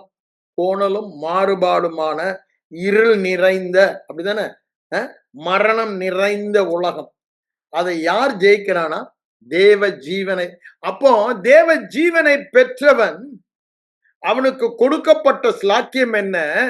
அவனுக்கு கொடுக்கப்பட்டதன் நோக்கம்தான் என்ன? அவன் உலகத்தை ஜெயிப்பதற்காக கொடுக்கப்பட்டது. அதுதான் சொல்றார். தேவனால் பிறந்தவன் உலகத்தை ஜெயிக்கிறான். நீங்க யோவான் 10:28 என்ன சொன்னாரு? ஒரு காலம் கெட்டு போவதில்லை என்று சொல்லுகிறார். நான் அவைகளுக்கு நித்திய ஜீவனை அளிக்கிறேன், அவைகள் ஒரு காலம் கெட்டு போவதில்லை என்று சொல்லுகிறார். இங்க என்ன சொல்லுகிறாரு? உலகத்தை ஜெயிக்கிறான் என்று சொல்லுகிறார். இதோடைய பாக்கியங்களை பாருங்க, நம்ம பெற்ற ஜோய ஜீவன். அப்போ நமக்கு கொடுக்கப்பட்ட உத்தரவாதம் என்னங்க? கெட்டு போகாத வாழ்க்கை வாழ்வது, உலகம் மேற்கொள்ளாத வாழ்க்கை வாழ்வது. கேடு, உலகத்தின் கேடுகள் என்னை தொடக்கூட முடியாது. உலகத்தின் அசுத்தங்கள் என்னை தொடக்கூட முடியாது. அப்படிதானே? உலகத்தில் உள்ள கேடுகளுக்கு நம்மை தப்புவிக்கும்படி இந்த ஜீவனை கொடுக்க அவர் தம்மை தாமே பலியாக கொடுத்தார் என்று அங்க கலாத்தியல் அவர் சொல்லுவதை நாம் பார்க்கிறோம். 3ஆம் வசனம் முதல் அதிகாரத்துல என்ன சொல்றார்? இந்த உலகத்தின் அசுத்தங்களுக்கும் கேடுகளுக்கும் நான் தப்ப வேண்டும் என்று. இது எல்லாம் எதுதான் நமக்கு தருகிறது? இந்த ஜீவன் நமக்கு தருகிறது. அதனாலதான் அங்க சொல்றாரு, தேவனால் பிறந்தவன். அப்படின்னா என்ன? தேவ வித்தினால் பிறந்தவன், தேவ ஜீவனை உடையவன். எல்லா உலகத்தின் கேடுகளையும் அசுத்தங்களையும் தீமைகளையும் அவன் ஜெயிக்கிறான். ஜெயிக்கிறான். ஏன்? இந்த ஜீவன் இருக்கிறது. அத சொல்லிட்டு பெற்றவர்கள் எல்லாருமே ஜெயிக்கிற. ஏன் பிரதர் கேட்டீங்கன்னா உடனே சொல்லிறாரு, உங்கள் விசுவாசமே உலகத்தை ஜெயிக்கிற ஜெயம். என்ன விசுவாசம்? நான் தேவனால் பிறந்தவன், தேவனுடைய வித்து என்னில் இருக்கிறது, தேவ ஜீவனை பெற்றவன், குமாரனை உடையவன், ஜீவனை உடையவன். குமாரன் என்னை விடுதலையாக்கினார், நான் மெய்யாகவே விடுதலை ஆயிருக்கிறேன், நான் திரும்பவும் சிறைப்பட்டு போக மாட்டேன். இது விசுவாசம். அததான் சொல்றாரு, இந்த விசுவாசம், நான் கெட்டு போக மாட்டேன், நான் இருளுக்கு செல்ல மாட்டேன், நான் ஜீவ ஒளியில் இருக்கிறேன், இந்த ஜீவ ஒளியில் இருக்கிறபடியால் நான் இடர மாட்டேன், இந்த வெளிச்சத்தில் நான் நடப்பேன் என்று வேத வசனம் சொல்லுகிறது. அப்போ நித்திய ஜீவனை பெற்றவன் என்னவன் வேத வசனம் சொல்லுகிறது. நான் திரும்ப அதை நான் உங்களுக்கு யோவான்ல இருந்து நான் வாசித்து காண்பிக்கிறேன் பாருங்க. முதல் அதிகாரத்திலேயே அவர் என்ன சொல்லுகிறார்? போன வாரம் சொன்னதான் திருப்பி நான் படுத்துக்கிறேன். ஜீவன் இருந்தது, அந்த ஜீவன் மறுபடியும் பிறந்த புது சிருஷ்டிக்கு ஒளியாய் இருந்தது. இந்த ஜீவன் தான் நமக்கு ஒளியாய் இருக்கிறது. எந்த மனுஷனையும் பிரகாசிக்கிற ஒளி என்று 9ஆம் வசனம் சொல்றாரு. இருளானது இந்த ஒளியை பற்றி கொள்ள முடியாது என்றாரு. அங்க 1 யோவான் வரும்போது என்ன சொல்றாரு? எங்கள் ஐக்கியம் பிதாவோடும் குமாரிய, இந்த ஜீவன் நாங்களும் பிதாவும் குமாரனும் ஒன்றாய் இருக்கிறோம் என்று சொல்லுகிறார். நாங்க இந்த வெளிச்சத்துல நடக்கிறோம்னு சொல்லுறார். இங்க அததான் சொல்றார். அதே யோவான் 8ஆம் அதிகாரத்துக்கு வாங்க. சாரி, 8ஆம் அதிகாரத்துக்கு வாங்க. அவர் என்ன சொல்கிறார் பாருங்க. 12ஆம் வசனம், உலகத்திற்கு நான் ஒளியாக இருக்கிறேன், என்னை பெற்றவன் இருளில் நடவாமல் ஜீவ ஒளியை அடைந்திருப்பான். 5:34 என்ன சொன்னாரு? சாரி, 5:24 என்ன சொன்னாரு? என் வசனத்தை கேட்டு என்னை அனுப்பினவரை விசுவாசிக்கிறவனுக்கு நித்திய ஜீவன் உண்டு, அவன் ஆக்கினை தீர்ப்புக்கு உட்படாமல் மரணத்தை விட்டு நீங்கி ஜீவனுக்கு உட்பட்டு இருக்கிறான். ஏன் ஜீவனுக்கு உட்பட்டு இருக்கிறான்? ஆக்கினை தீர்ப்பு இல்ல. ஜீவனுடைய வாழ்க்கை வாழ வேண்டுமானா ஆக்கனை தீர்ப்பே இல்லை என்ற உறுதி இருக்க வேண்டிய விசுவாசிக்கிற ஒரு காரணத்தினால்தான் ஆக்கனை தீர்ப்பு இல்லைன்னு அங்க எங்க சொல்றாரு? 3ஆம் அதிகாரத்திலேயே சொல்லிடுறாரு. சொல்லிட்டு தான் விசுவாசியாதவனுக்கு ஆக்கனை தீர்ப்பு உண்டு, தேவ கோபம் அவன் மேல இருக்குன்றார். அப்ப பிசாசு இதை வச்சுக்கிட்டு தான் காலத்தை ஓட்டுவான். உன் மேல தேவன் கோபமா இருக்காரு அப்படின்னு. சுத்த பொய்டா, சுத்த பொய். விசுவாசிக்கிறவன் மேல தேவ கோபம் இல்ல, விசுவாசியாதவன் மேல, அவன் மேலதான் தேவன். அப்போ தேவன் கோபமாய் இருக்கிறான் ஒரு பயம், பூச்சி பயம் காட்டுவோம் பிசாசு. ஆனா எழுதி இருக்கிறதுன்னு சொல்லுங்க, ஓடி போவோம். அப்போ எனக்கு ஆக்கனை தீர்ப்பு இல்லை என்றால் பயமே இல்லைங்க அவர்கிட்ட போறதுக்கு. எப்பனாலும் அவர்கிட்ட நான் போலாம், எப்பனாலும் அவர்கிட்ட பேசலாம். ஐயா, ஆதாமுக்கு அந்த ஆக்கனை தீர்ப்பு வந்த பிறகுதான் ஓடி ஒளியிறான். அது வரைக்கும் டெய்லி ஆண்டவரோட ஹலோ டாடின்ற மாதிரி பேசிட்டு இருக்கான். ஹலோ ஆடாம்னு அவர் பேசுறாரு, இவன் பேச. சரீர உருவம் இல்லாட்டி அந்த சத்தத்தை தான் நான் சொல்றேன். சரீர உருவத்துல வந்தா நான் சொல்லல. அவருக்கு ரூபமும் இல்லை, சாயலும் இல்லை. அப்போ இவர் இங்க ஓஞ்சி ஓடுறதுக்கு என்ன, அந்த குற்ற உணர்வு வந்துருச்சு. குற்ற உணர்வு தான் பிசாசு உங்களுக்கு கொடுத்து, அதனால ஆக்கனை தீர்ப்புன ஒரு தண்டனை இருக்கடான்னு ஒரு பயத்தை காமிச்சு ஆண்டவரிடத்திலிருந்து பிரிக்கிறது தான் அவனுடைய வேலை. அதுக்குதான் கிருபைய போதிக்காம நியாயப்பிரமாணத்தை போதிக்க வைப்பிய. நியாயப்பிரமாணம் தானே அவனுக்கு அங்க பலன் கொடுக்கிறது பாவத்துக்கு. அதை வச்சுதானே அவன் ஆளுகை செய்ய முடியும். நீங்க ஆளுகை செய்யணும்னா எதுதான் உங்களுக்கு தேவை? ஜீவன் தேவை. ஜீவன் எப்போ வரும்? ஆக்கனை தீர்ப்பு இல்லைன்னா தானே ஜீவன். நீதிமான் என்ற விசுவாசத்தானே ஜீவன் வருகிறது. நீதிமான் விசுவாசிக்கலன்னா எப்படி ஜீவனில வாழ முடியும்? என் பாவங்கள் எல்லாம் மன்னிக்கப்பட்ட, என் கணக்குல ஒரு பாவமே இல்லாத, அப்படிதானே, எனக்கு தண்டனையே இல்லாத நீதிமான்ற விசுவாசம் வரும்போது தான் ஆளுகை செய்ய முடியும். அததான் இங்கேயும் சொல்றத பாக்குறோம். அந்த 8ஆம் அதிகாரத்துல அவர் என்ன சொல்றாரு பாருங்க. 11ஆம் வசனம், முந்தின வசனத்துல அந்த விபச்சார ஸ்திரியை கையும் களவுமா பிடிக்கப்பட்ட, நானும் உன்னை ஆக்கணைக்குள்ளாக தீர்க்கிறதில்லை, இனி போ பாவம் செய்ய. அந்த பாவத்தின் மேல் மேற்கொள்ளுகிற வல்லமை, வியாதியை மேற்கொள்ளுகிற வல்லமை, இருளின் கிரியைகள், மரணத்தின் கிரியைகளை மேற்கொள்ளுகிற வல்லமை, ஆக்கினை தீர்ப்பே இல்லை என்ற தீர்ப்பை நான் கேட்டு அதை விசுவாசிக்கிறபடினால் தான் வருகிறது. அதை நான் விசுவாசித்தனா பாவத்தை மேற்கொள்ள முடியும். தேவனால் பிறந்தவன் பாவம் செய்யானோட வித்து இருக்கிறது. ஆனா இன்னைக்கு ஏன் பாவம் செய்யறான்? ஏன் வியாதிப்படுறான்? ஏன் குறைவுபடுறான்? விசுவாசிக்கல. எனக்கு ஆக்கினை தீர்ப்பே இல்லை, அப்படிதானே, எனக்கு குற்ற உணர்வே இல்லை, இயேசுவின் நீதியையே நான் பெற்றிருக்கிறேன், அது என் கிரியையினால் வந்ததல்ல, அவர் எனக்கு பாவமாகி எனக்கு கொடுத்தது. அந்த நீதி இலவசமாக, கிருபையாக, ஈவாக எனக்கு கொடுக்கப்பட்டது. அதுல உறுதியாய் நான் பெற்றிருந்தோமானால் பரிபூரணத்தையும் பெறுகிறவர்கள் இந்த ஜீவனில் ஆளுகை செய்வது அதிக நிச்சயம் என்று சொல்லுகிறார். அதைதான் இங்க சொல்லிக் கொடுக்கிறார். நீ திரும்பவும் போய் இந்த விபச்சார பாவம் செய்யாமல் இருக்க வேண்டுமானால் இன்னும் பழைய பாவத்தையே பிசாசு உனக்கு காண்பிப்பான். உனக்கு விமோசனமே இல்லை, நீ எவ்வளவு மோசமான பொம்பளைன்னு. ஆனா ஆண்டவர் என்ன சொல்றாரு? ஆண்டவரே தேவகுமாரனே அங்க என்ன சொல்றார்? மனிதனாக வந்த தேவகுமாரன், நான் உன்னை ஆக்கினைக்குள்ளாக தீர்ப்பதில்லையே, நான் இந்த பாவங்களை எல்லாம் என் மேலே ஏற்றுக்கொண்டு அந்த தண்டனையை ஏற்றுக்கொள்ளுகிறேன். ஆகவே அந்த ஆக்கினை என் மேல் வந்தது. சமாதானத்தை உண்டு பண்ணும் ஆக்கினை அவர் மேல் வந்தது. ஆகவே எனக்கு ஆக்கினை தீர்ப்பு இல்லை என்று சொல்லுகிறார். நான் எடுத்துட்டேன், உனக்கு இல்லை. உன்னுடைய பதிலாளாக அதை நான் எடுத்துக்கொண்டேன் என்று சொல்லுகிறார். யார் என்னை குற்றப்படுத்த முடியும்? யார் என்னை ஆக்கினைக்குள்ளாக தீர்க்க முடியும்? அவரே எனக்காக மரித்தவர், அவரே எனக்காக உயிரோடு எழுந்தவர், அவரே எனக்காக பிதாவின் வலது பார்சத்தில் பரிந்து பேசுபவர். எனக்கு ஆக்கனை தீர்ப்பே இல்லை. அந்த அந்த விசுவாசம், வாயில் பேசி பேசி இருதயத்தில் நிரம்புகிற விசுவாசம், இந்த ஜீவனுள்ள வார்த்தை என்ன சொல்லுகிறது? எனக்கு ஆக்கனை தீர்ப்பே இல்லை. பிதா சொல்ல குமாரனாகிய சந்திரசிங் கேட்கிறது என்ன?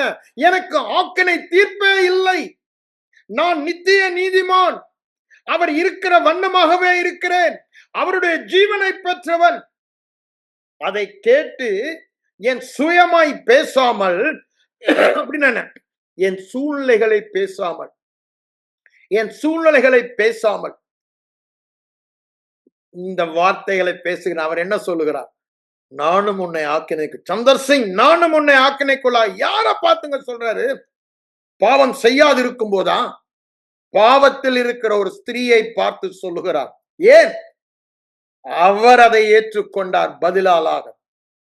He became my substitute and your substitute. ஆகவேதான் உன்னை ஆக்கினைக்குள்ளாக தீர்ப்பதில்லை. நீ நித்திய நீதிமான், நீதிமானின் ஆசீர்வாதங்கள் எல்லாம் உனக்கு உண்டு என்று சொல்லுகிறார். அப்ப பாருங்க, நான் எதை பேசுகிறேன்? பிதா சொல்ல அவருடைய பிள்ளையாகிய நான் கேட்கிறது எதுவோ அதையே அன்றி நான் வேற எதையும் பேசுவதில்லை, என் சுயமாய் பேசுவதில்லை. அப்ப எதை நான் பேசுகிறேன்? எனக்கு ஆக்கினை தீர்ப்பு இல்லை என்று சொல்லும் பொழுது ஜீவனை பேசுகிறேன். நாம் எதை பேசுகிறோம்? நான் தழும்புகளால் சுகமானேன் என்று சொல்லும் பொழுது ஜீவனை பேசுகிறேன். தேவனுடைய வித்து ஜீவன் எனக்குள் இருக்கிறது, பாவம் என்னை மேற்கொள்ளுவதில்லை என்று சொல்லும் பொழுது ஜீவனை பேசுகிறேன். ஐயா, நான் பாவம் இல்லாம வந்த பிறகு அப்படி பேசுவேன்னு சொன்னா அதுல பிரயோஜனமே. ஏன்? நீ ஒரு நாள் அப்படி வாழ போறதில்லை. ஆனா அந்த சூழ்நிலையில, அந்த மரணத்தின் சூழ்நிலையில இந்த ஜீவனின் வார்த்தையை எடுத்து பேசி பாருங்கள். ஆக்கினை தீர்ப்பே இல்லை, ஆக்கினை தீர்ப்பே இல்லை. ஜீவனின் வார்த்தை இருதயத்தில் போகி அந்த ஜீவன் நம்முடைய வாழ்க்கையில் வாயின் வார்த்தை மூலமாக வருகிறது என்று சொல்லுகிறார். அப்ப பாருங்க, நாம் பேசுவேதான், நானும் உன்னை ஆக்கினைக்குள்ளாக தீர்க்கிறதில்லை என்றார். அது என்ன ஒரு வல்லமை தந்தது அந்த வார்த்தையை கேட்டவர்களுக்கு? பாவம் செய்யாது இருக்கிற. அதனாலதான் அவன் சொல்றாரு, நீங்க நியாயப்பிரமாணத்துக்கு கீழ்பட்டிராமல் கிருபைக்கு கீழ்பட்டு இருக்கிறபடியால் பாவம், சாபம், வியாதி, குறைவு, தரித்திரம் ஒண்ணு மேற்கொள்ள முடியாது. ஏன்? கிருபையில ஈவாக தேவன் நீதியையும் ஆக்கினை தீர்ப்பே இல்லை. அப்படிதானே? கிறிஸ்துவுக்குள் இருக்கிறவர்களுக்கு ஆக்கினை தீர்ப்பு இல்லவே இல்லை. 8:1 ரோமர்ல சொல்றாருல, அந்த ஜீவனுள்ள வார்த்தையை பேசினாதான். நீங்க சுயமா பேசுற வரைக்கும், உங்க சுய ஞானத்துல, சுய புத்தியில,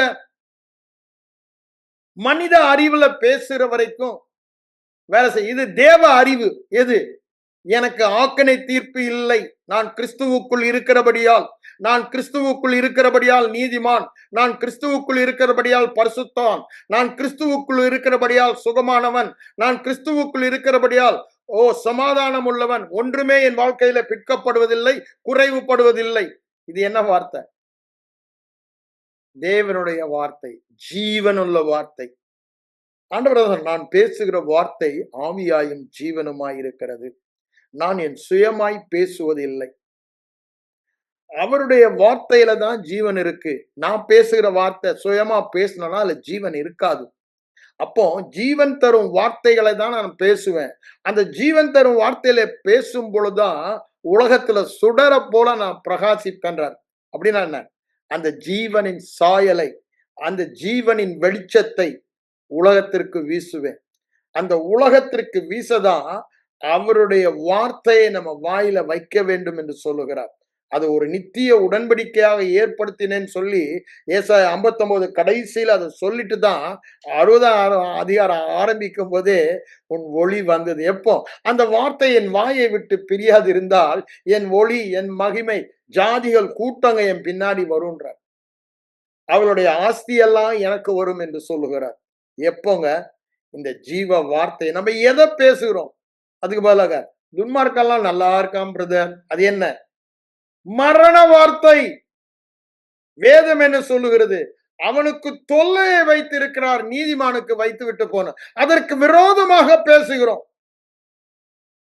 நாம் பேச வேண்டியது என்ன? ஜீவன் தரும் தேவன் சொல்லும் வார்த்தைகள், தேவ வசனம். அப்படிதானே? அவைகளில் ஜீவன் உண்டு என்று வேத வாக்கியங்களை ஆராய்ந்து பாருங்கள், அவைகளில் ஜீவன் உண்டு என்று விசுவாசிக்கிறீர்களே. அது என்னை குறித்தும் உங்களை குறித்தும் எழுதி, இயேசு கிறிஸ்துவை குறித்து எழுதுனா என்னை குறித்தும் உங்களை குறித்து எழுதி இருக்கிறது. நான் அப்படித்தான் இருக்கேன், என் சாயல் என்ன என்று சொல்லுகிறது. அந்த சாயலை நான் பேசும் பொழுதுதான் பாவம் மரணம் என்ற பிரமாணத்தை கீழே தள்ளி நீதியின் ஜீவனின் ஆவியின் ஜீவனின் பிரமாணம் மேலோங்கி அதை மேற்கொள்ளும் போது எப்போ நாம் வாயில பேசும் பொழுதுதான்.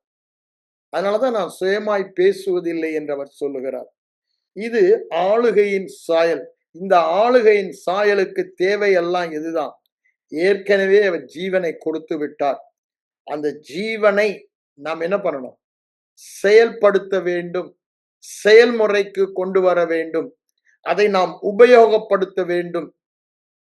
கேட்டவர்கள் விசுவாசம் இல்லாமல் கேட்டபடியினால் சுவிசேஷம் அவர்களுக்கு பிரயோஜனப்படும். அப்படின்னா என்ன? அவங்க அதை வாயில பேசல. they not mixed with by speaking the gospel. சுவிசேஷம் என்ன சொல்லுகிறது? ஆக்கனை தீர்ப்பு இல்லை. அவர்கள் கோத்திரங்களில் பலவீனப்பட்டவன் வியாதிப்பட்டவன் ஒருவனும் இருப்பதில்லை. வியாதியை உன்னை விட்டு விலக்குவேன். ஏப்திற்கு வரப்பண்ணின வியாதியை உனக்கு வரப்பண்ணேன். நானே உன் பரிகாரியாகிய கர்த்தர். வாதை உன் கூடாரத்தை அணுகாது, பொல்லாப்பு உனக்கு நேரிடாது. எருசலேம் நகரவாசிகள் வியாதியோடு இருப்பேன் என்று சொல்லுவதில்லை. இவைகள் எல்லாம் ஜீவன் தரும் வார்த்தைகள். இவைகளை ஆராய்ந்து பாருங்கள். சிறையிருப்பில் இருக்கும் பொழுது சிந்தித்து பாருங்கள், ஆராய்ந்து பாருங்கள். அவைகளை கேட்க, அதுதானே 3ஆம் வசனம் வரும்போது 33 கேட்க கவனமா இருக்க, செவிசாய்க்க சொல்லுகிறார். நம்முடைய வேலையெல்லாம் தேவன் என்ன சொல்லுகிறார் என்று கேட்பதுதான். ஏன்? அதுதானே ஜீவன் தரும். தேவன் சொல்லுகிறது தானே வேதத்தில் எழுதப்பட்டு இருக்கிறது. அந்த எழுதப்பட்ட வார்த்தை பேசப்பட்ட வார்த்தையாக மாற அதற்கு சத்தம் கொடுப்பதும் நம்முடைய வேலையாய் இருக்கிறது. அது சத்தம் கொடுத்து வாயை திறந்து பேசும் பொழுதுதான் என் ஆவி மனிதன் அதை கேட்கிறான். அப்ப அவன் என்ன நினைக்கிறான்? அதுதான் உண்மை என்று எடுத்துக் கொள்ளுகிறான். ஆவி மனிதன் அதை உண்மை என்று எடுத்துக் கொள்ளுகிறபடியால் அதை பேசுகிறான். இப்போ வியாதி இருக்கும் பொழுது நான் வியாதியா இருக்கிறேன்னு பேசிட்டான், பிரதர் எனக்கு கோல்டு பிரதர், ஒரே காஃப் பிரதர், கொஞ்சம் த்ரோட் லொசஞ்சஸ் ஒண்ணு போடுங்க, கொஞ்சம் காகுல், இதெல்லாம் என்ன? சுயமாய் பேசுவது. அப்போ என் இருதயம் என்ன கேக்குது? ஓஹோ, நான் வியாதியா தான் இருக்கேன், நான் வியாதியா தான் இருக்கேன், நான் அதையே கேட்டு கேட்டு அதுதான் உண்மை நினைச்சுக்குது. நான் என்ன பேசுகிறேனோ அதுதான் உண்மை என என் உள்ளான மனிதன் எடுத்துக்கொள்ளுவான்.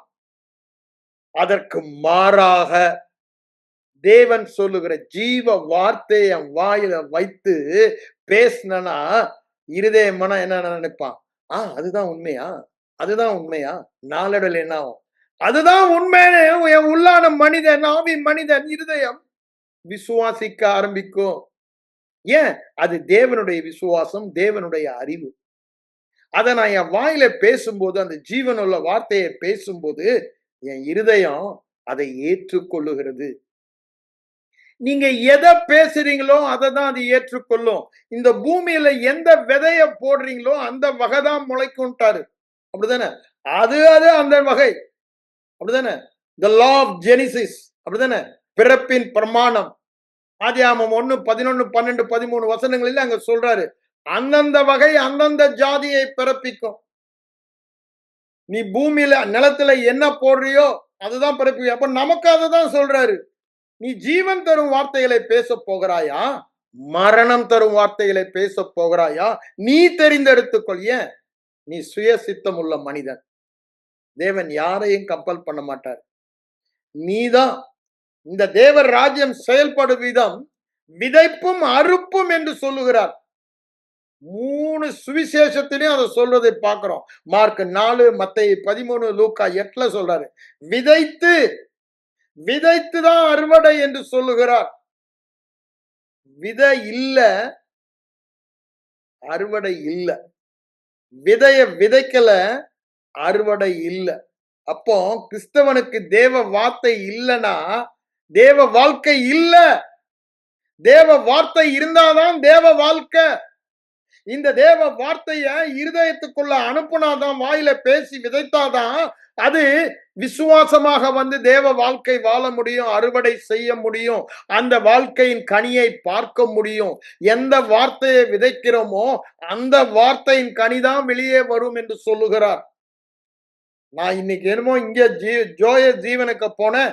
ஆனா ஆண்டவர் திரும்ப திரும்ப இந்த வாயின் அறிக்கையே முக்கியப்படுத்தி சொல்லுகிறார். வாயின் அறிக்கையில தான் ஜீவன் வெளிப்படும். ஜீவன் ஜீவன் மரணம் உன் நாவின் அறிக்கையில் இருக்கிறது என்று சொல்லுகிறார். நீ எதை பேசுகிறாயோ அதன் கனியை நீ வாழ்வாய் என்று சொல்லுகிறார். நாம் பேசுகிறது எது? ஜீவனுள்ள தேவ வார்த்தைகள். ஆனா நம்ம எல்லாம் எதிர்பார்ப்பது என்ன? ஆமா, சந்திரசிங் பிரதர் சொல்றது உண்மைதான். நான் தேவ ஜீவனை பெற்றவன். அப்ப தேவ வாழ்க்கை வாழ்வதற்கு தான் கொடுத்திருக்காரு. அங்க போய் நித்தியமாக வாழ்வது அந்த ஜீவனை தான் வாழ போறேன். அது நித்தியமான வாழ்க்கை தான். ஆனா இங்க எனக்கு அதை கொடுத்திருக்காரு. அப்ப அப்படிதான் நான் வாழ்வேன் அப்படின்னு இல்லை. அந்த வசனத்தை எடுத்து திரும்பவும் சொல்ல வரேன். It is not automatic. அது எப்படி தேவ ராஜ்யம் செயல்படுகிறது என்பதை தான் அங்க சொல்றாரு. மத்தேயு 13 எடுத்து வாசித்து பாருங்க. மார்க் 4, லூக்கா 8 அதை தான் சொல்றாரு. தேவர் ராஜ்யம் இப்படிதான் செயல்படும். இது தேவ ராஜ்யத்தின் பிரமாணம். அது விசுவாச பிரமாணம். அப்படிதானே? மனிதன் எதை பேசுகிறானோ அதை தான் அறுவடை செய்வான். நீ சொன்னபடியே ஆகும். மார்க் 11 அது விசுவாச பிரமாணம். நம்ம எதை சொல்ல போறோம்? தேவன் சொல்லி இருக்கிறாரே, ஆகவே தைரியம் கொண்டு. தேவன் என்ன சொல்லி இருக்கிறார்?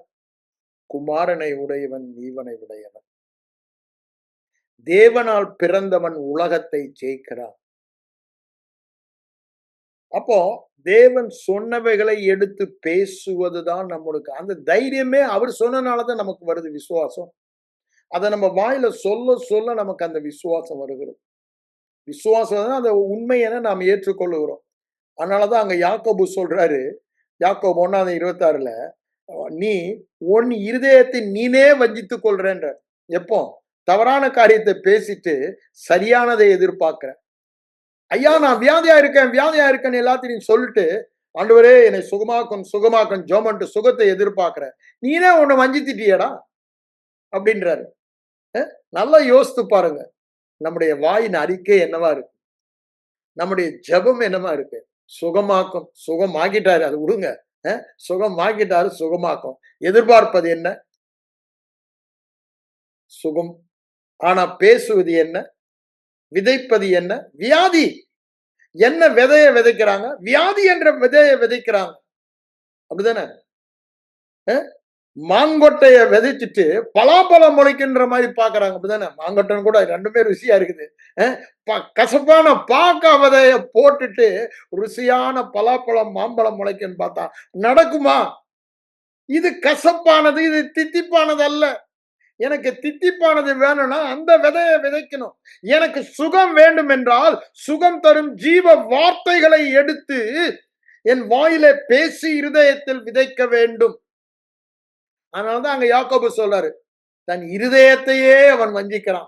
வேற யாரும் இல்ல, தன்னுடைய உண்மையான மனிதன் தன்னையே வஞ்சித்துக் கொள்றான். வேற யாரும் இல்ல. ஏன்? அவன் வாயில எதிர்மாறானவைகளை பேசுகிறான். ஆனா எதிர்பார்க்கிறது என்ன? ஜீவனை எதிர்பார்க்கிறான். பேசுகிறது மரணம்.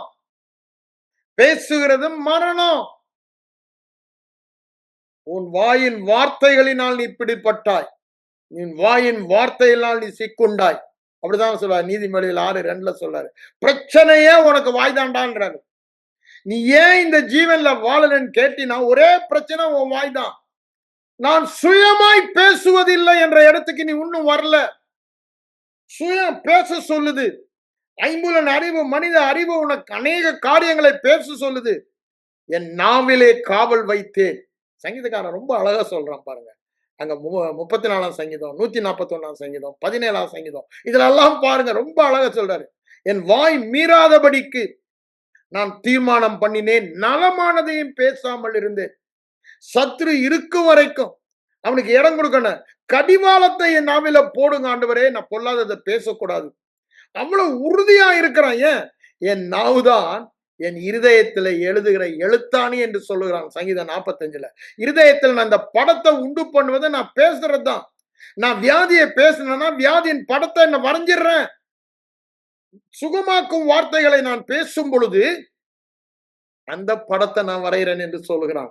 அவன் நல்ல பரிபூரண வெளிப்பாடோடு பழைய உடன்படிக்கையில் வாழ்ந்த புதிய உடன்படிக்கையின் வெளிப்பாடை பெற்றவன் சங்கீதக்காரன். அதனாலதான் அவனுடைய வாழ்க்கை அவ்வளவு அற்புதமா இருந்தது. தாவீதின் குமாரன் என்று மேசியாவை சொல்லும் அளவுக்கு தேவனால் மிகவும் விரும்பினவனாய் இருந்தான். காரணம் என்னங்க? இந்த விசுவாசம். இந்த விசுவாசத்துக்கு ஆதாரம் என்ன? அவன் இந்த ஜீவனில் வாழ்வதற்கு காரணம் என்ன? வாய் மீறாதபடி தீர்மானம் பண்ணினேன். வாய் மீறாதபடி உன் சரீரத்தை பாவத்துக்குள்ளாக்க வாய்க்கு இடங்கொடாது என்றான் பிரசங்கி. உன் சரீரத்தில் வியாதி வராதபடி உன் வாய்க்கு இடங்கொடாத, உனக்கு குறைவு வராதபடி, மரணம் வராதபடினா மரணத்தின் கிரியைகள் அதான் சொல்றேன், இருளின் வராதபடி உன் வாய்க்கு இடங்கொடாத. எல்லாமே அங்கதான் இருக்கு. சிறிய நெருப்பு காடு ஃபுல்லா கொளுத்தி போட்டுருமா. இந்த நாவு அவ்வளவு பவர்ஃபுல் என்று அங்க 3ஆம் அதிகாரத்துல சொல்லுவதை பார்க்கிறோம். இந்த நாவு தான் தேவன் வைத்திருக்கிற ஜீவ வழிக்கு நேராக ஜீவத்தில் வாழ்வதற்கு உன்னை எடுத்து சொல்லும். எப்படி? குதிரையின் கடிவாளம் போல ஒரு ஷிப்பு, கப்பலுடைய ரடார் சுக்கான் போல இந்த நாவு தான் இருக்கு. இந்த நாவை நீ எப்படி உபயோகப்படுத்த போற? இந்த நாவை உபயோகப்படுத்தி ஜீவனிலும் வாழ முடியும். இந்த நாவை உபயோகப்படுத்தி இப்பமே நரக மரண நரகத்திலையும் வாழ முடியும். ஜீவனின் பரலோகத்திலும் வாழ முடியும். நான் மறுபடியும் பிறந்தனால பரலோக வாழ்வை பூமியில வாழ்வன் கேரண்டி இல்லைன்றாரு. எல்லாமே உன் நாக்குல இருக்குடான்றாரு. தேவகுமாரனே அப்படிதான் வாழ்ந்தாரு. நான் சுயமாய் பேசுவதில்லை, நான் பேசுகிறதெல்லாம் அவர் சொல்லுகிற வார்த்தை நமக்கு எழுதி கொடுத்துட்டாருங்க. அந்த வார்த்தையை ஜீவன் தரும் வார்த்தை, சுவிசேஷ வார்த்தை. திரும்பவும் சொல்றேன், எல்லா வார்த்தையும் இல்ல, வேதத்தில் எழுதிடு எல்லாமே. இதுல நல்லது இருக்கு, கெட்டது இருக்கு, மரணமும் இருக்கு, ஜீவனும் இருக்கிறது. இது ரெண்டையும் உனக்கு முன்னால வச்சேன். ஆசீர்வாத வார்த்தை இருக்கு, சாபமான வார்த்தை இருக்கு, உனக்கு முன்னால வைத்தேன். நீ இந்த ஜீவனை எடுத்து பேசு என்று சொல்லுகிறார். இதை நாம் பேசும் பொழுதுதான் நமக்குள் இருக்கிற ஜீவன், விசுவாசிக்கிறவன் உள்ளத்தில் இருந்து ஜீவ தண்ணீர் உள்ள நதிகள் ஓடும். நான் கொடுக்கிற ஊற்று நித்திய காலமாய் ஊறுகிற ஜீவ ஊற்று. இதுக்கு எண்டே இல்லை, அளவே இல்லை. எல்லையில்லாத பரலோக வாழ்க்கை பூமியில வாழ முடியும். எல்லையில்லாத தேவனுடைய ரூபத்தை, சாயலை அப்படித்தானே நாம் காண்பிக்க முடியும். தேவ ஜீவன் என்பது தேவ சுபாவம். தேவ சுபாவத்தில் நாம் பங்கு பெற்று விட்டோம். தேவ திறமையில் நாம் பங்கு பெற்று விட்டோம். ஆனா பேசுகிறது மனித சுபாவத்தில் பேசுகிறோம், மனித திறமையில் பேசுகிறோம், மனித அறிவில் பேசுகிறோம். நாம் பெற்றது தேவ அறிவு, தேவ ஞானம். ஞானம், அறிவாகிய பொக்கிஷங்கள் எல்லாம் இந்த ஜீவனுக்குள் இருக்கிறது, கிறிஸ்துவுக்குள் இருக்கிறது. எதை பேச போறோம்? கிறிஸ்துவின் ஞானம் என் ஞானம் என்றால் அவருடைய ஞானம் என்ன என்று வேத வசனம் சொல்லுகிறது. வேத வசனம் தான் ஞானம், வேத வசனம் தான் புத்தி. ஞானமும் புத்தி என் வார்த்தையில் இருந்து வருகிறது என்றார் நீதிமொழிகள் 2ஆம் அதிகாரத்துல. எண்ணத்தை சம்பாதித்தாலும் ஞானத்தை புத்தியை சம்பாதி என்றாரு. அப்போ தேவனுடைய வார்த்தையை சம்பாதிப்பது. அதனால்தான் ஆண்டவர் என்ன சொல்றாரு? நல்ல மனுஷன் தன் இருதயமாகிய நல்ல பொக்கிஷத்தை சம்பாதிச்சு வச்சிருக்கான் பாருங்க. என்ன? ஜீவனுள்ள வார்த்தை. தேவன் என் வார்த்தையை கவனி, என் மகனே என் வார்த்தையை கவனி. திரும்ப திரும்ப அதான் சொல்றாரு, உன் செவிகளை சாய், செவி சாய்த்து நான் சொல்வதை கேளு. எப்ப கேட்க முடியும்? வாயை திறந்து நீ என்ன பேசுறியோ அதுதானே கேட்ப. அதுதானே உன் இருதயத்தின் படமாகும். அப்பதானே இருதயத்துல காத்து கொள்ள முடியும். அது நின்று ஜீவ தண்ணீரோட எங்க எல்லா ஜீவனும் சோர்ஸும், ரட்சிப்பின் சோர்ஸும் எனக்குள்ள இருக்கு. அவர் என்ன நினைக்கிறாரு? இந்த ரட்சிப்பை நான் உலகத்திற்கு காண்பிக்க வேண்டும். தேவ ரட்சிப்பை யார் மூலமாக? இந்த ஜீவனின் ரட்சிப்பை. ஜீவன் என்னென்னலாம் செய்யுன்ற ரட்சிப்பு. ரட்சிப்புனா ஜீவன், அது என்னென்னலாம் செய்யும் என்பதை உலகத்திற்கு நான் காண்பிக்கிறதுக்கு தாண்டா என்னோடு கிளையாக கொடியாக உன்னை இணைத்துக் கொண்டேன் என்று சொல்கிறார். அவரோட ஐக்கியமானதே அதுதான். அப்படிதானே? அவர் செடி, நாம் கொடி. அதுல கிளையா பிரான்ச்சஸா தான் நம்ம இருக்கோம். அப்போ நம் மூலமாக தான் அவருடைய ரட்சிப்பை, அவருடைய வெளிச்சத்தை உலகத்திற்கு காண்பிக்க வேண்டும். அவருடைய ஜீவனை அவர் காண்பிக்க வேண்டும். நீங்கள் என்னிலும் என் வார்த்தை உங்களிலும் நிலைத்திருந்தால் எப்போ வார்த்தை நிலைத்திருக்க முடியும்? இந்த வாயில பேசி பேசி தொடர்ந்து வார்த்தையை பேசினா அதுதான் வயித்துல. எதை நீங்க பேசுறீங்களோ அதுதானே இருதயத்துல இருக்கும். நீங்க எதை நினைக்கிறீங்க, நீங்க எதை பேசுறீங்களோ அதுதான் நினைத்து கொண்டிருப்பீங்க. ஏன்னா நீங்க பேச்ச மாத்தினா எல்லாமே மாறும். ஒரே ஒரு தீர்மானம், ஜீவனுள்ள வார்த்தைன்னா நான் பேசுவேன். ஏன்? என் உள்ளத்தில் இருந்து ஜீவ தண்ணீர், எங்கள் ரட்சிப்பின் ஊற்றுகள் எல்லாம் இந்த ஜீவனில தான் இருக்குது. இந்த ரட்சிப்பை அவர் உலகத்திற்கு காண்பிக்க விரும்புகிறார். அதனாலதான் 91ஆம் சங்கீதம் முடியும் போது என்ன சொல்றாரு? நீடித்த ஆயுசால் உன்னை திருப்திப்படுத்தி என் ரட்சிப்பை உலகத்திற்கு காண்பிப்பேன்றார். அப்படி என்ன? அந்த நீடித்த ஆயுசில் நான் வாழும் பொழுது தேவகரக வாழ்க்கையை நான் வாழ்வதை எல்லாரும் பார்க்கிறாங்க. எவன் 100 வயதுல குச்சி வச்சுட்டு வரான், அவன் 100 வயதுல ஓடுறான்டா அவன். 120 வயசுல மலை ஏறுறான் மோசே. அது என்ன? தேவனுடைய ரட்சிப்பை உலகத்திற்கு வெளிச்சத்தை அவன் காண்பிக்கிறான். அந்த வெளிச்சத்தில் நடக்கிறது, வெளிச்சத்தை காண்பிப்பதெல்லாம் இந்த வார்த்தையில் வாழ்கிற வாழ்க்கை, ஜீவன் தரும் வார்த்தையில் வாழ்கிற வாழ்க்கை. அந்த ஜீவன் தரும் வார்த்தை சொல்லும் வாழ்க்கை வாழ வேண்டுமானால் என்ன பண்ணணும்? இந்த வார்த்தை நம்ம விட்டு பிரியாதிருக்க வேண்டும். இந்த வார்த்தை நம்ம விட்டு பிரியாதிருக்க வேணும், நிலைத்திருக்க வேண்டும், பிரியாதிருக்க வேண்டும். இதுதான் சொல்றார். ஏன்னா அவர் நம்ம விட்டு பிரிய முடியாது, ஜீவன் நம்ம விட்டு என்ன செஞ்சாலும் போகாது. நீங்க என்ன தப்பு தண்டா பண்ணாலும் ஜீவன் போகாது, ஆவியானவரை நம்ம விட்டு போக மாட்டார். ஆனா இந்த வார்த்தை, அதனாலதான் சொல்றாரு எபிரேயர் 2:1 ஆரம்பிக்குமே சொல்றாரு, அது உங்க லெஸ்ட் இட் ஸ்லிப், அப்படிதானே? அது உங்களை விட்டு பிரிந்து போடும், ஜாக்கிரதையாயிரும். அதுக்குதான் அறிக்கை முக்கியம்னு சொல்லி அங்க எபிரேயர் முழுசா அங்க 4:16 சொல்றாரு, 3ஆம் அதிகாரத்திலையும் சொல்றாரு, 10ஆம் அதிகாரத்துல 23ஆம் வசனத்திலையும் சொல்றாரு. பாக்குறோம். ஏன்? அது அப்படியே வழி விலகி போகுமா? கொஞ்ச நாள் நீங்க வேற எதையா பேசிட்டீங்கன்னா இந்த வார்த்தை நீங்க இருதயத்துல கேட்டதெல்லாம் இருதயத்துக்கு போயிருக்கு. ஆனா நீங்க வேற காரியங்களை, இதற்கு மாறான காரியங்களை பேசும்போது அது உங்களை விட்டு போயிடும் தான் சொல்றாரு. வேணா அந்த வசனத்தை எடுத்து படிக்கிறேன், அதை எடுத்து முடிச்சிடறேன். 1 மணி ஆயிடுச்சு. I know your time consciousness. அங்க என்ன சொல்றாரு பாருங்க 2வதுல, ஆகையால் நாம் கேட்ட வேலை விட்டு விலகாதபடி மிகுந்த ஜாக்கிரதையாய் கவனிக்க வேண்டும். என்ன கேட்டோம்? தேவ ஜீவனையே பெற்றுக்கொண்டோம். விலகாது இருக்குன்னா என்ன பண்ணணும்? தொடர்ந்து இந்த ஜீவ வார்த்தையை பேசணும். இதற்கு மாறா ஒரு வார்த்தையும் பேச மாட்டேன். அதுதான் ஜாக்கிரதையா இருப்பது. அப்படிதான் அவங்க வாக்குத்தத்தங்களை சுதந்திரித்தாங்கன்னு சொல்லி எபிரேயர் 6:11-12 சொல்லுவதை பார்க்கிறோம். அங்கேயும் அவர் அதை தான் சொல்லுகிறார். அவங்க மன உறுதியோடு, என்னதுல, அந்த விசுவாசத்தின் பூரண நம்பிக்கையின் பூரண நிச்சய விசுவாசம் வரும் வரைக்கும் வாயின் அறிக்கையில மாறவே இல்லை. ஆபிரகாம் அப்படிதானே? உடனே சுதந்திரர்களை நோக்கி பார்க்க சொல்றாரு, பின்பற்ற சொல்றாரு. நமக்கு இன்னைக்கு அதுதான் சொல்றாரு. அந்த ஜீவனில் நாம் வாழ அழைக்கப்பட்டவர்கள், தேவ ஜீவனில் வாழ அழைக்கப்பட்டவர்கள். தேவ ஜீவன் நமக்கு கொடுக்கப்பட்டது நிச்சயமாக அவரோடு வாழப்போறமே, அதற்காக அல்ல. இந்த உலகத்திலே அந்த ஜீவனில் நாம் அழைக்கப்பட்டவர்கள். இந்த உலகத்திலே அவருடைய ஜீவனை காண்பிக்க அழைக்கப்பட்டவர்கள். அந்த ஜீவனில் ஆளுகை செய்ய, எல்லாவற்றின் மேலும் ஆளுகை தந்த இந்த ஜீவனில் ஆளுகை செய்கிற ஜீவன், ஆள பிறந்தவர்கள், அப்படிதானே? ஆள பிறந்தவர்கள், ஜெயிக்க பிறந்தவர்கள், வியாதியை சுகமாக்க பிறந்தவர்கள். வியாதி படல, சிறைப்படுத்துகிறவனை சிறைப்படுத்த பிறந்தவர்கள், கொள்ளையடித்தவனை கொள்ளையடிக்க பிறந்தவர்கள். இந்த ஜீவன் நமக்கு கொடுத்த பாக்கியம். இந்த பாக்கியத்தில் நாம் வாழ்வோம். கண்களை மூடி ஜெபிப்போம். எங்கள் அன்பின் பரலோக பிதாவே, இந்த மத்தியான வேலைக்காக உமக்கு நன்றி சொல்லுகிறேன் ஆண்டவரே.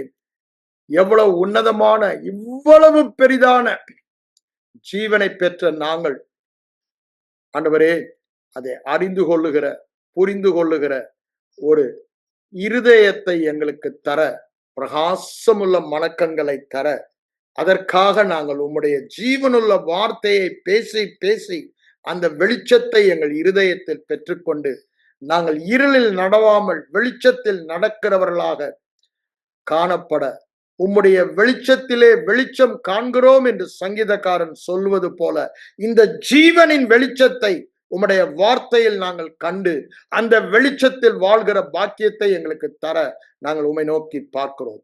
இயேசுவின் மூலம் ஜெபம் கேளும் எங்கள் நல்ல பிதாவே, ஆமென்.